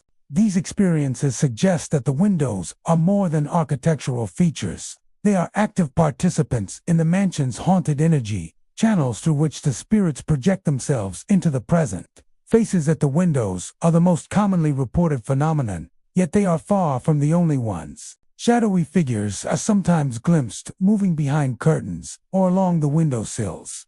These forms rarely present fully. Often, they are blurred, incomplete, and fleeting, contributing to an ever-present sense of unease. The apparition's movements are subtle but deliberate, as if the spirits are enacting routines, watching, and perhaps judging those who enter or pass by. In some cases, multiple visitors have independently reported seeing the same figure at the same window at different times, lending credence to the idea that these are persistent presences rather than mere tricks of perception. The experience of being observed through the LaLaurie windows is deeply psychological. The mere suggestion of eyes in the dark can provoke heightened awareness, anxiety, and even panic. Guests report that the sense of surveillance is almost palpable, a weight pressing against their consciousness, urging them to move quickly or avert their gaze. Yet, despite the discomfort, many find themselves drawn back, compelled by curiosity or a desire to witness the inexplicable firsthand. This interplay of fear and fascination is a hallmark of the mansion's haunted reputation, making the windows not only sites of paranormal activity, but also catalysts for human emotion and memory. Historical context further amplifies the window's unsettling presence. The mansion's dark past, marked by the cruel treatment of enslaved people under Madame Delphine LaLaurie, seems to seep into the very structure. The windows, as silent observers, carry the echoes of suffering and despair. Some speculate that the spirits that manifest here are tied to the atrocities that occurred within the mansion's walls, unable to leave and using the windows as a means of expression. The faces, shadows, and whispers serve as reminders of lives cut short and injustices endured, lingering as silent witnesses to history. The haunting of the LaLaurie windows is both visual and sensory. Cold drafts sweep from the panes even when the air inside is still, creating a physical awareness of something unseen. Light behaves oddly near the glass. Reflections bend and shift unexpectedly, sometimes revealing hints of movement not present in the room. These subtle distortions add to the pervasive sense that the mansion is far from inert, that its past residents continue to assert themselves through the architecture itself. Visitors often describe the windows as simultaneously inviting and repelling. There is an almost magnetic pull to approach, to peer closer, yet a deep-seated instinct to step back, wary of what might be revealed. Some have attempted to photograph the windows, only to find their images obscured by shadows or distorted light, as if the camera itself cannot capture what the eye perceives. Others leave with a lingering feeling of being followed, watched, or observed long after leaving the property, suggesting that the mansion's presence extends beyond its physical boundaries. The Beauregard Mansion in New Orleans is widely celebrated for its architectural elegance and historical significance. But hidden within its grand walls are spaces imbued with stories far darker and more mysterious than any history book can capture. Among these, the kitchen stands out as a place where the mundane tasks of daily life intertwine with lingering energy, creating a haunting tableau that many visitors and paranormal investigators have described as both unsettling and captivating. Known as the site of phantom chores, the Beauregard kitchen has become infamous for inexplicable phenomena that suggest the spirits of former staff continue to perform their work long after their mortal lives have ended. Walking into the kitchen, one is immediately struck by a sense of life that should not exist. The room is often described as having an energy that feels both warm and oppressive, a paradoxical combination that sets visitors on edge. The first experiences many report are sensory. Even when the hearths are cold and the stoves are empty, the faint smell of cooking fires can waft through the air, evoking meals long since prepared and consumed. The aroma is often accompanied by sounds of activity, the clattering of dishes, the scrape of pans against counters, and the soft tap of utensils. These noises are subtle yet distinct, startling those who enter, for the kitchen is empty and silent, except for the presence of these disembodied tasks. Whispers are another common phenomenon in the Beauregard kitchen. Visitors have reported hearing instructions, reminders, and occasional reprimands, as if the staff are continuing their duties under the watchful eye of unseen overseers. Some of these voices are so clear that people have instinctively looked for someone to answer, only to find the room completely deserted. The murmured phrases often seem tied to specific areas of the kitchen, the counters, the pantry, or near the stove, suggesting that the spirits are performing tasks that were once routine. Some guests have even felt a subtle tugging sensation on aprons or the brushing of a hand along their arm, as though being guided by invisible workers intent on completing unfinished chores. Shadowy forms are frequently observed, moving through the space. These figures are rarely fully realized. More often, they appear as fleeting silhouettes that vanish when focused on directly. Some observers describe seeing the shape of a cook stirring a pot, while others glimpse a maid reaching for a dish in a cupboard. The movements are repetitive and precise, almost ritualistic, as though the spirits are stuck in a loop of service that mirrors the daily rhythm of the mansion's heyday. It is this sense of continuity that gives the haunting a profound, almost poignant quality, as if the kitchen preserves not only physical memories but also the labor and dedication of those who once worked there. Temperature anomalies are common in the Beauregard kitchen. Even on warm days, sudden cold spots appear near workstations or doorways, often coinciding with auditory phenomena or the sighting of shadows. Guests report feeling a drop in temperature when standing in specific spots, followed by an immediate return to normal warmth when they move elsewhere. This interplay of cold and warmth contributes to the sensation that the kitchen is alive in an otherworldly sense, its energy reacting to the presence of the living. Objects, too, seem to act independently of natural laws. Utensils have been reported to shift from their original positions. Pots sometimes appear to have been stirred, and occasionally a cupboard will swing open by itself. These occurrences are subtle, almost delicate, mirroring the careful, repetitive motions of staff carrying out their daily responsibilities. While no force is overtly malevolent, the persistence of these movements reinforces the notion that the kitchen is a stage upon which the past continues to play out. The emotional atmosphere in the Beauregard kitchen is particularly striking. Unlike spaces haunted by anger or vengeance, the kitchen conveys a sense of obligation, routine, and continuity. Visitors often report a mix of unease and fascination, a combination of fear and admiration for the unseen workers who seem devoted to their eternal tasks. Some describe the haunting as respected or dutiful, a reminder of the lives dedicated to service and the invisible marks left on spaces once teeming with human activity. Investigators often find the strongest phenomena near the stove and counters, areas that would have been the focus of much of the household labor. Shadowy figures are most frequently seen here, often accompanied by sounds of chopping, stirring, or the faint clink of dishes. Whispers of instructions, reminders, or comments about preparations also tend to emanate from these spots. Some visitors have reported hearing the echo of footsteps moving across the tiled floor, though no one is present, reinforcing the sense that the kitchen continues to function in an invisible layer of reality. Light behaves oddly within the kitchen, further amplifying the supernatural effect. Shadows bend unnaturally. Reflections in pots or polished surfaces sometimes reveal vague figures that do not match the living occupants, and the interplay of light and dark creates fleeting images that vanish when approached. This manipulation of perception makes the space feel dynamic, as if the ghosts are interacting with reality itself, shaping it to replay fragments of daily life long gone.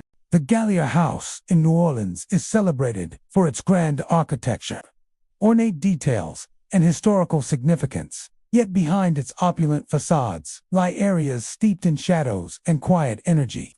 Among the most mysterious of these is the servants' hallway, a long, narrow corridor where generations of staff once moved in silent rhythm, carrying out their daily duties. Today, this hallway is said to be haunted by the echoes of those who walked it long ago. Visitors, historians, and paranormal investigators alike have recounted experiences that suggest the space is more than just a passageway. It is a lingering imprint of labor, footsteps, and unseen presences that refuses to remain silent. Entering the servants' hallway, one is immediately struck by an almost tangible atmosphere of anticipation.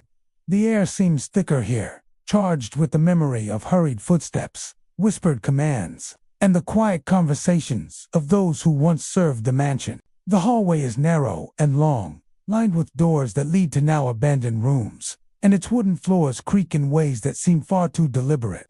Many who have walked the corridor report that even when alone, the sound of footsteps, soft, deliberate, and pacing can be heard echoing along the walls, often following the visitor as they progress. These steps are rarely erratic. They seem to replicate the rhythm of disciplined, purposeful movement, as though the servants are continuing their duties in the spectral realm. Whispers are another frequently reported phenomenon.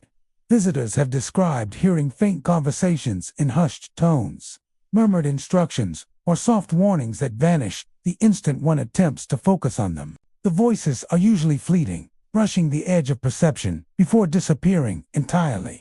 Some say that the whispers carry an unmistakable urgency, as if unfinished tasks demand attention, and the spirits are attempting to communicate, perhaps out of habit, perhaps out of lingering obligation. In some cases, multiple voices overlap, creating a faint chorus that fills the corridor with a surreal sense of life amidst emptiness.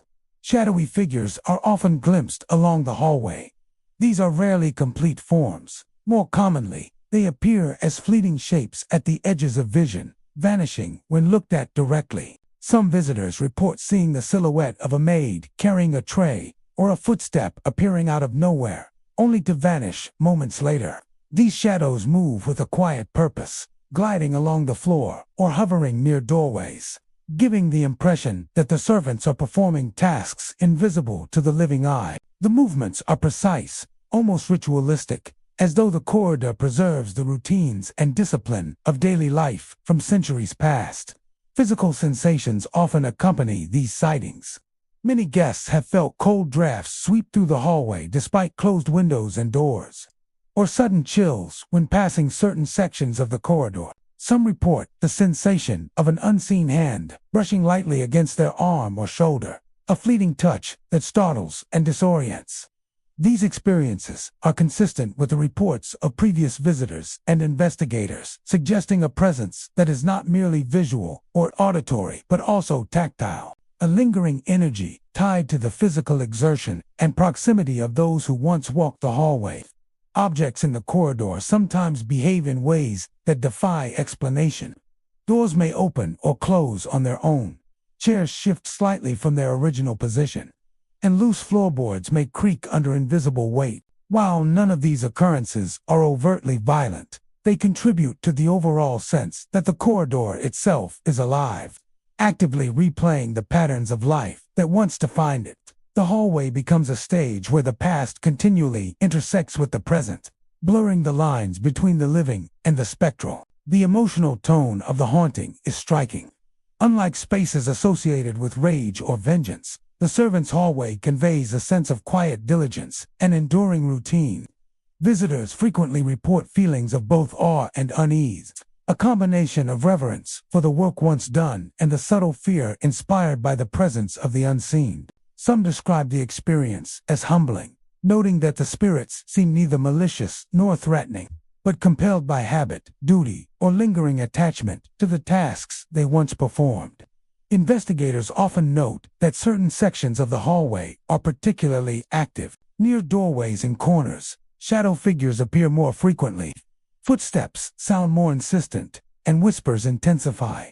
Some paranormal researchers have suggested that these spots may correspond to locations of historically important activity stations, where meals were passed, tasks assigned, or chores completed. The hallway, in essence, retains a memory of movement and labor, a ghostly blueprint of daily life preserved in energy and sensation.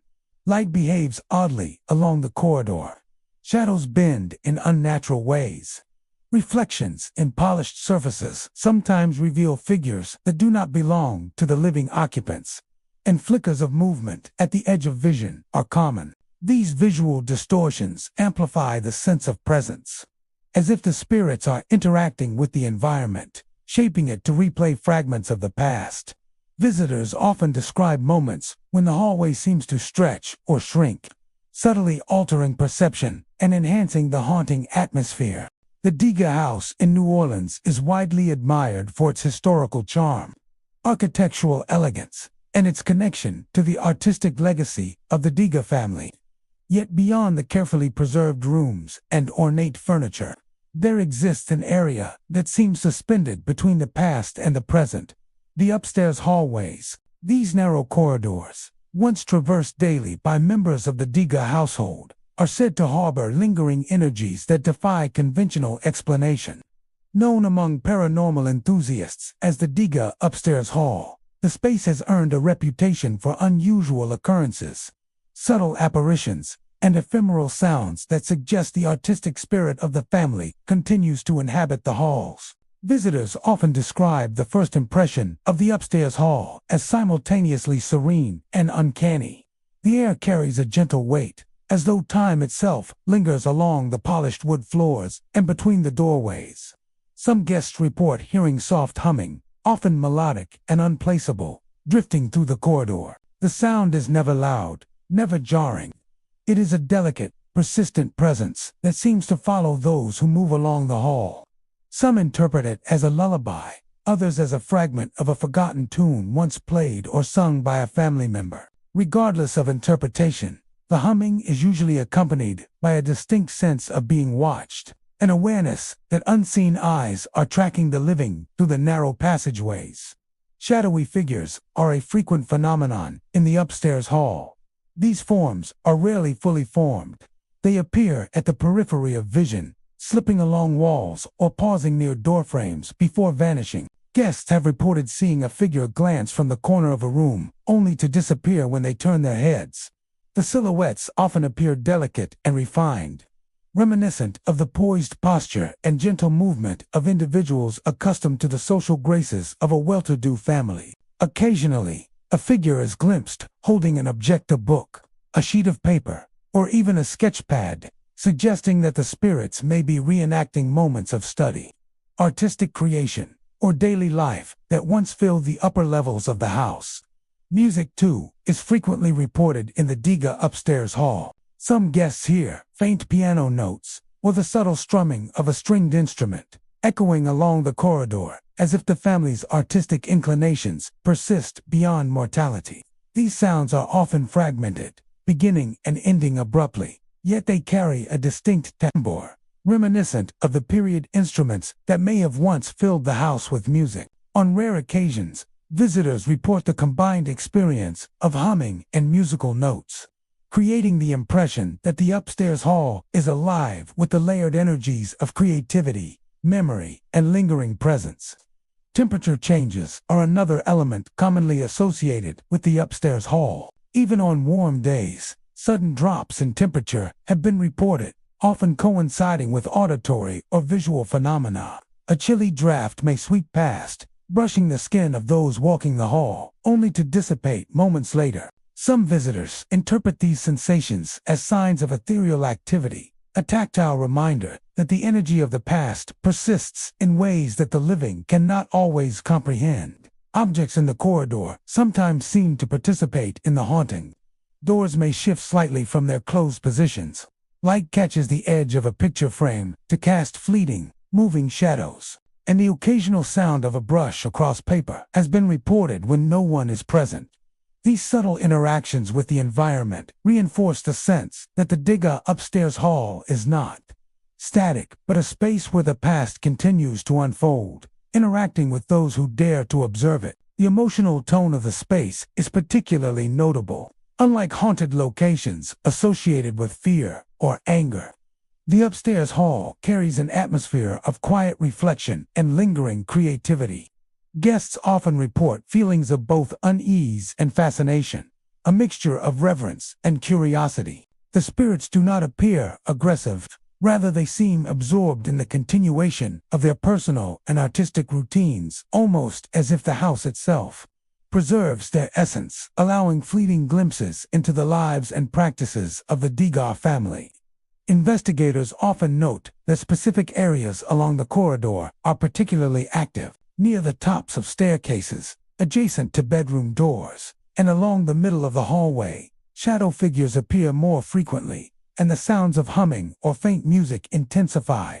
Some speculate that these locations correspond to spaces historically significant for personal or creative activity, areas where family members might have written, sketched, or practiced music. In this sense, the upstairs hall functions as a memory repository, retaining the imprints of past life and artistry in a way that is both subtle and persistent.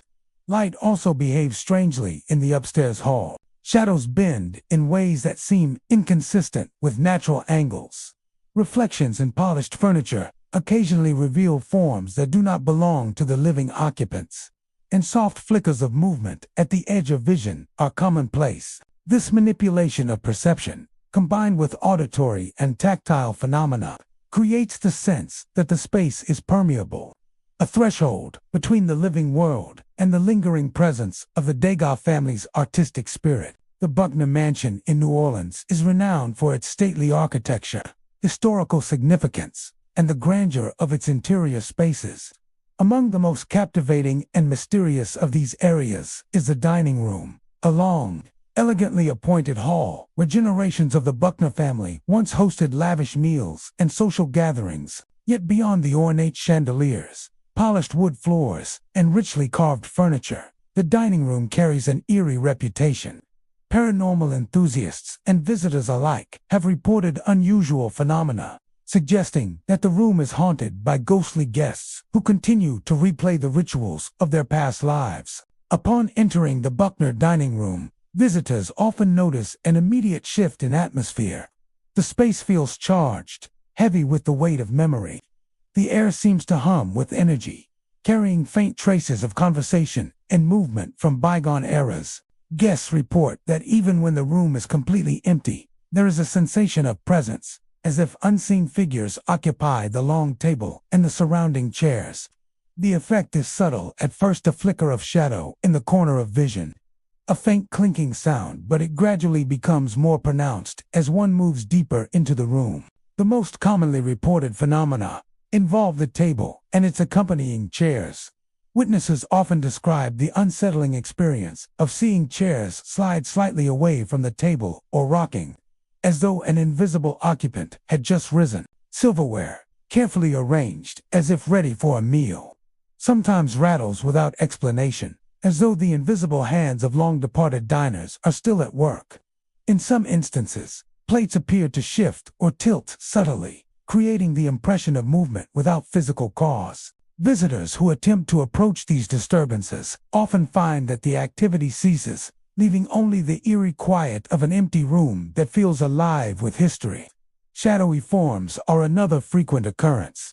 Guests and investigators report glimpsing vague silhouettes at the ends of the table or near the walls, often sitting in a manner that suggests attentive diners awaiting the next course. These forms are rarely fully defined, more commonly flickering at the edge of perception and vanishing when one tries to focus directly on them. Some witnesses have seen shadows lift hands to toast or gesture in conversation, only to disappear before any recognition is possible. These fleeting images create a sensation of watching a performance from which one is excluded, a scene preserved in spectral repetition. Auditory phenomena enhance the dining room's haunted reputation. Some visitors hear faint murmurs, the echo of laughter, or the quiet scrape of a knife against a plate, despite the absence of living occupants. The sounds are delicate, often appearing to drift from one end of the room to the other, and rarely lingering long enough for the listener to identify their source. Others report the soft footfalls of servants moving about, unseen but unmistakably present, suggesting that the energy of service and hospitality continues to manifest alongside that of the guests. Temperature fluctuations are frequently noted.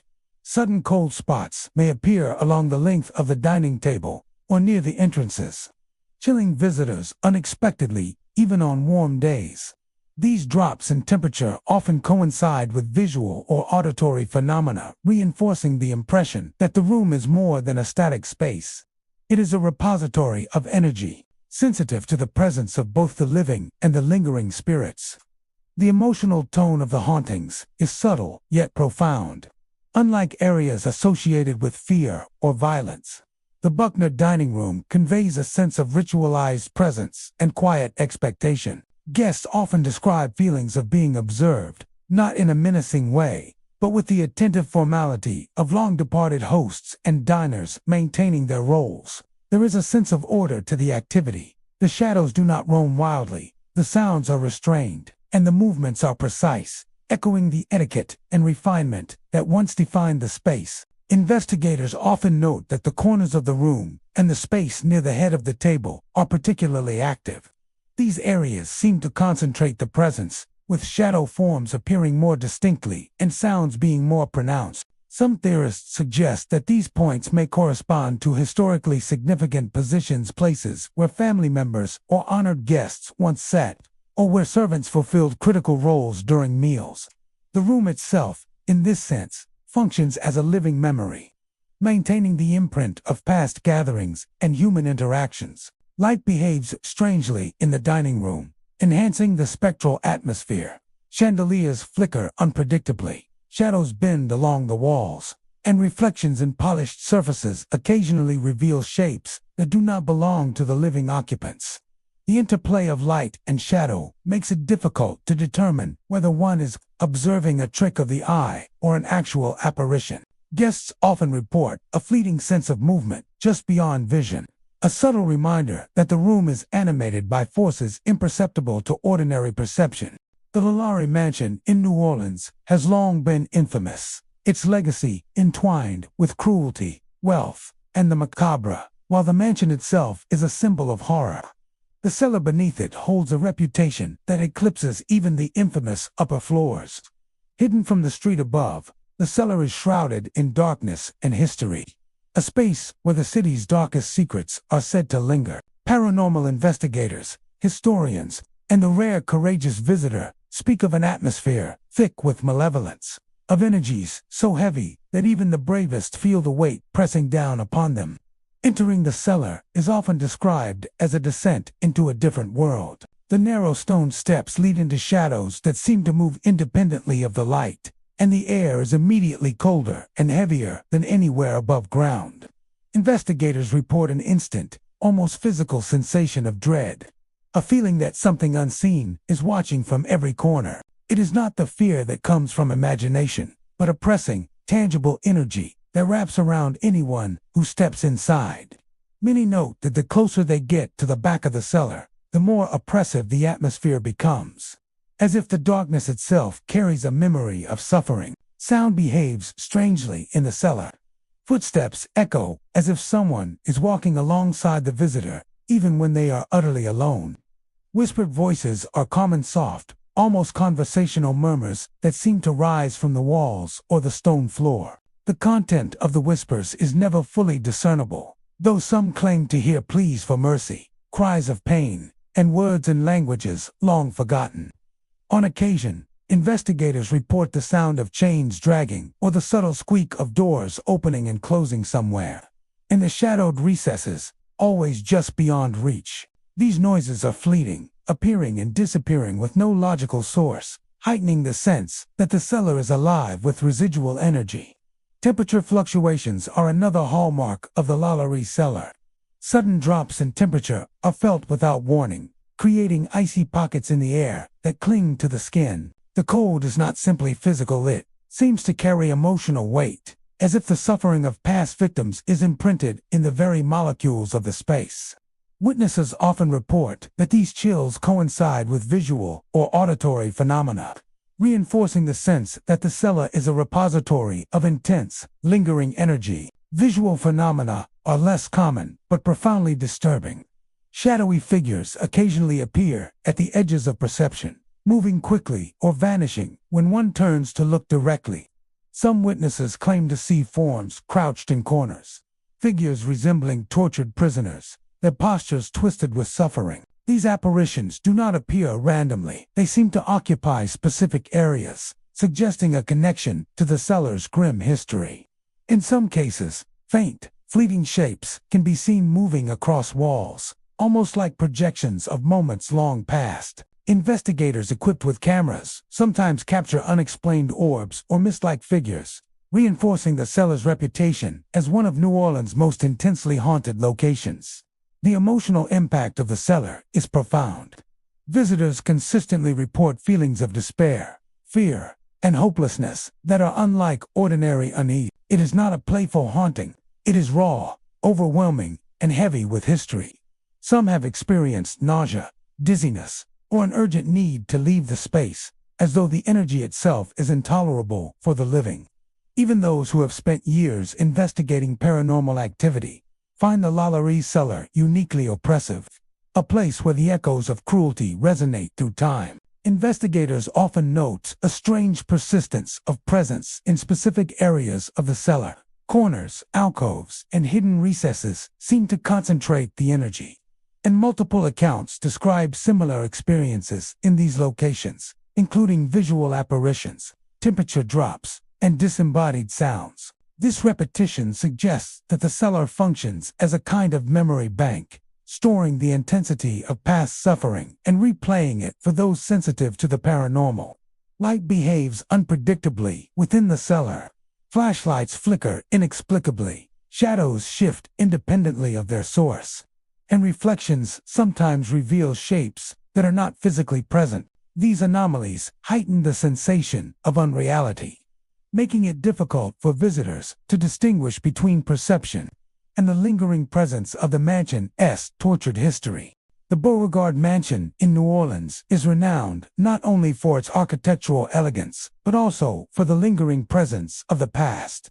Among its many rooms, the library stands out as a place of quiet knowledge and refined atmosphere, yet it is also a hotspot for paranormal activity.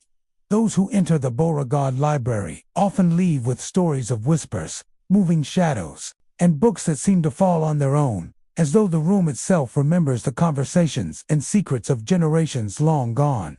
The library is spacious, lined with tall, dark wooden shelves filled with books that span centuries.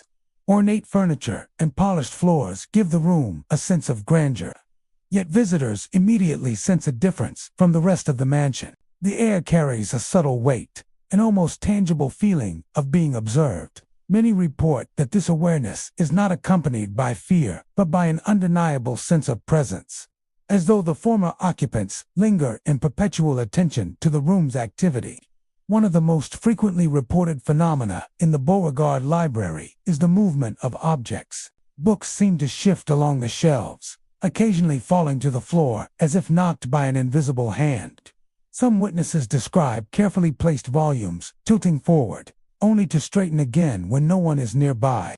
It is not a chaotic or violent force, but a subtle, purposeful motion as if the books themselves are alive with memory, reenacting routines long practiced by previous readers. Investigators have sometimes set up cameras to capture this activity, and while many instances go unexplained, recordings often reveal books toppling without any visible cause, reinforcing the impression of a sentient presence. Whispers are another hallmark of the library's haunting. These are not the loud, eerie voices often associated with classic hauntings. Instead, they are soft murmurs that seem to emanate from the corners of the room or between the shelves. Some describe hearing fragments of conversation, the rustle of pages turning, or faint intonations of someone reading aloud. Words are rarely clear, leaving visitors with the unsettling sense of being close to a dialogue they cannot fully understand. Some ghost hunters report that the whispers intensify when they are engaged with a book or when they attempt to read, suggesting that the library's spirits are bound to the written word, as if preserving an eternal connection to knowledge and memory. Shadows are a common visual phenomenon in the Beauregard Library. Visitors report seeing fleeting forms moving between the shelves or standing at the edge of vision. These figures are rarely fully defined, often appearing as vague silhouettes that vanish when directly observed. Some have described seeing figures lean over a desk, pause near a shelf, or walk across the floor in a deliberate, almost human manner. These shadows convey a sense of purpose and continuity, as though the room is still in use by its spectral inhabitants, maintaining the routines of reading, studying, or cataloging books. Temperature fluctuations add another layer to the library's spectral activity.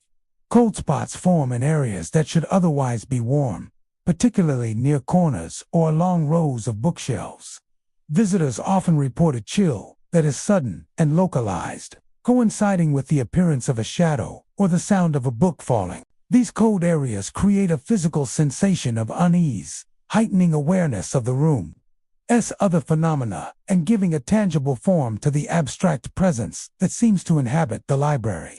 The atmosphere of the library is unique compared to more overtly haunted spaces. While some areas of the Beauregard Mansion are associated with fear or dread, the library's hauntings carry a subtler emotional resonance. Visitors often describe feelings of curiosity, focus, or melancholy rather than terror.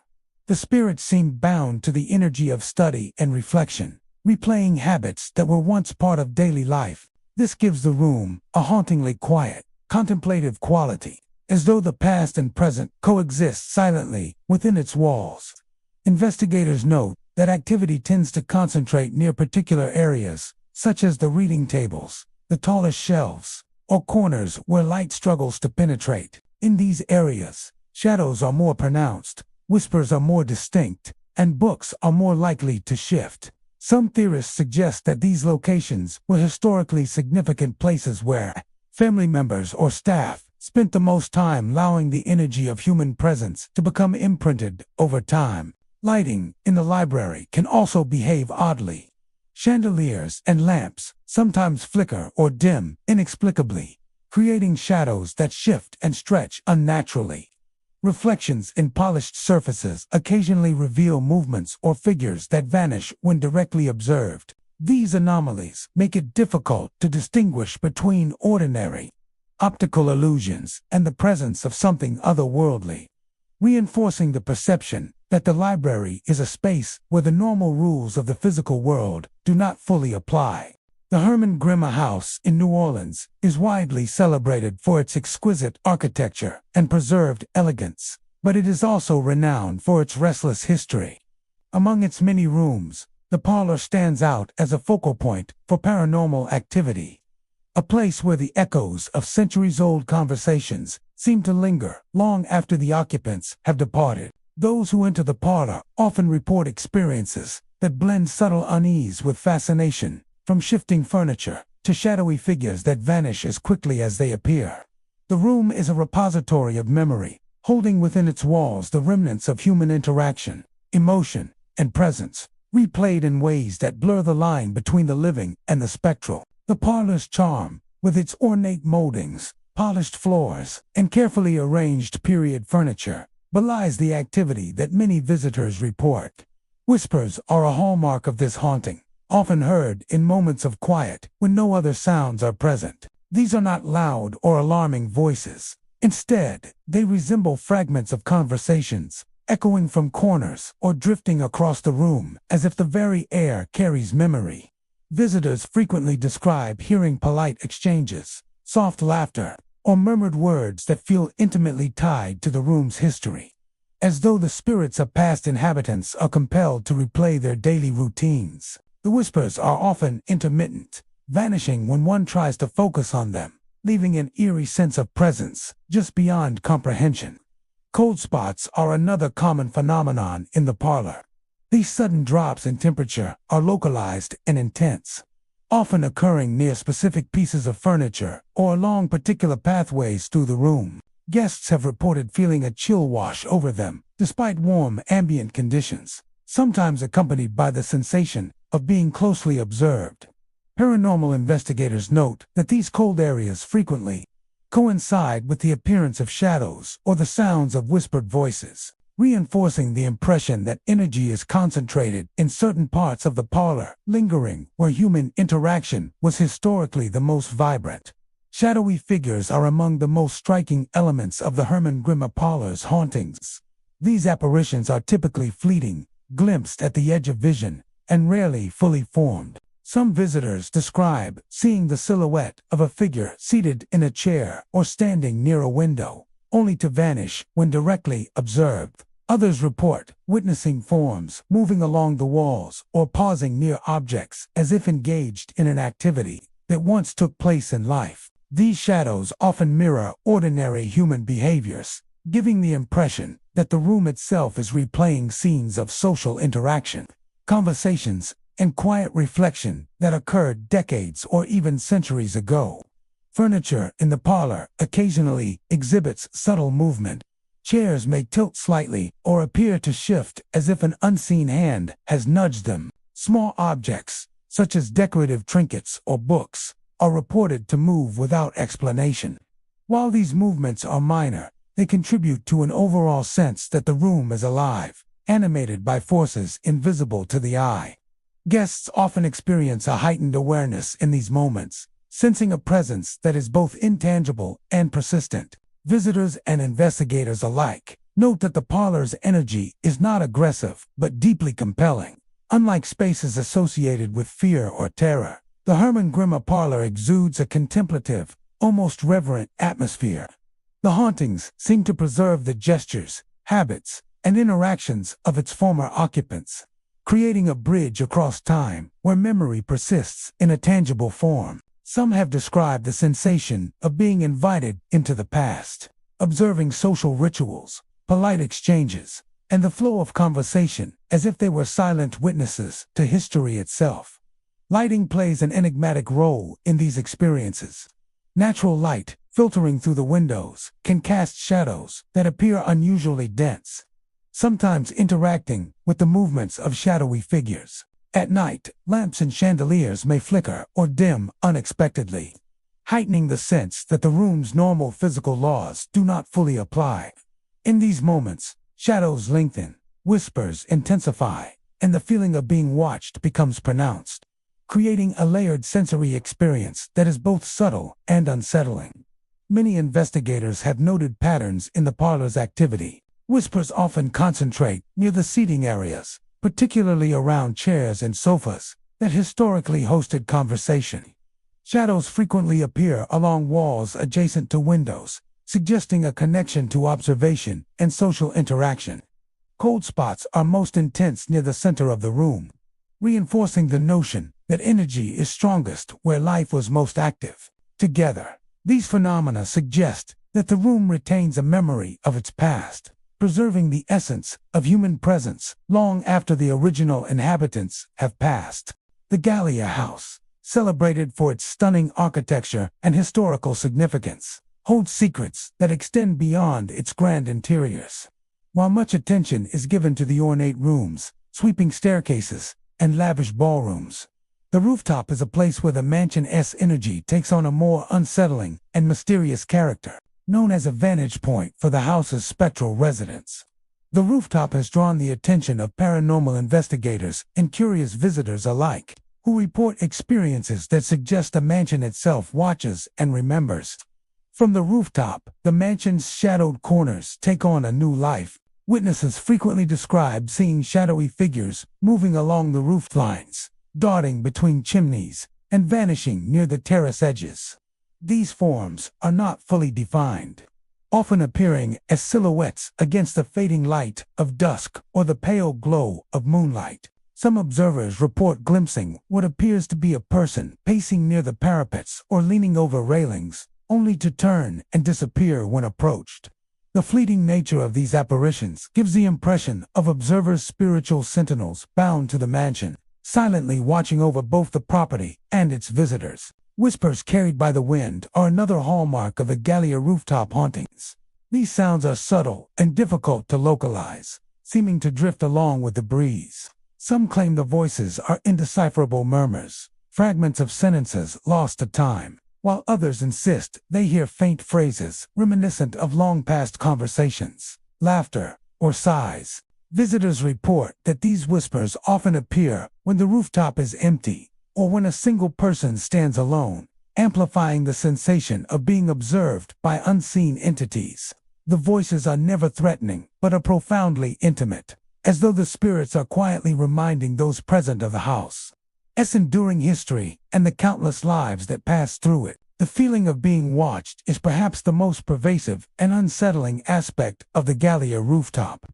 Many who venture up report a weighty awareness, as if unseen eyes follow their every movement. This sensation is not fleeting. It can linger for minutes or even hours, intensifying in certain corners of the terrace or near architectural features such as chimneys, balustrades, and ornate dormers. Even those who have visited the mansion multiple times describe new or shifting sensations, suggesting that the spirit's attentiveness is responsive, aware, and deliberate.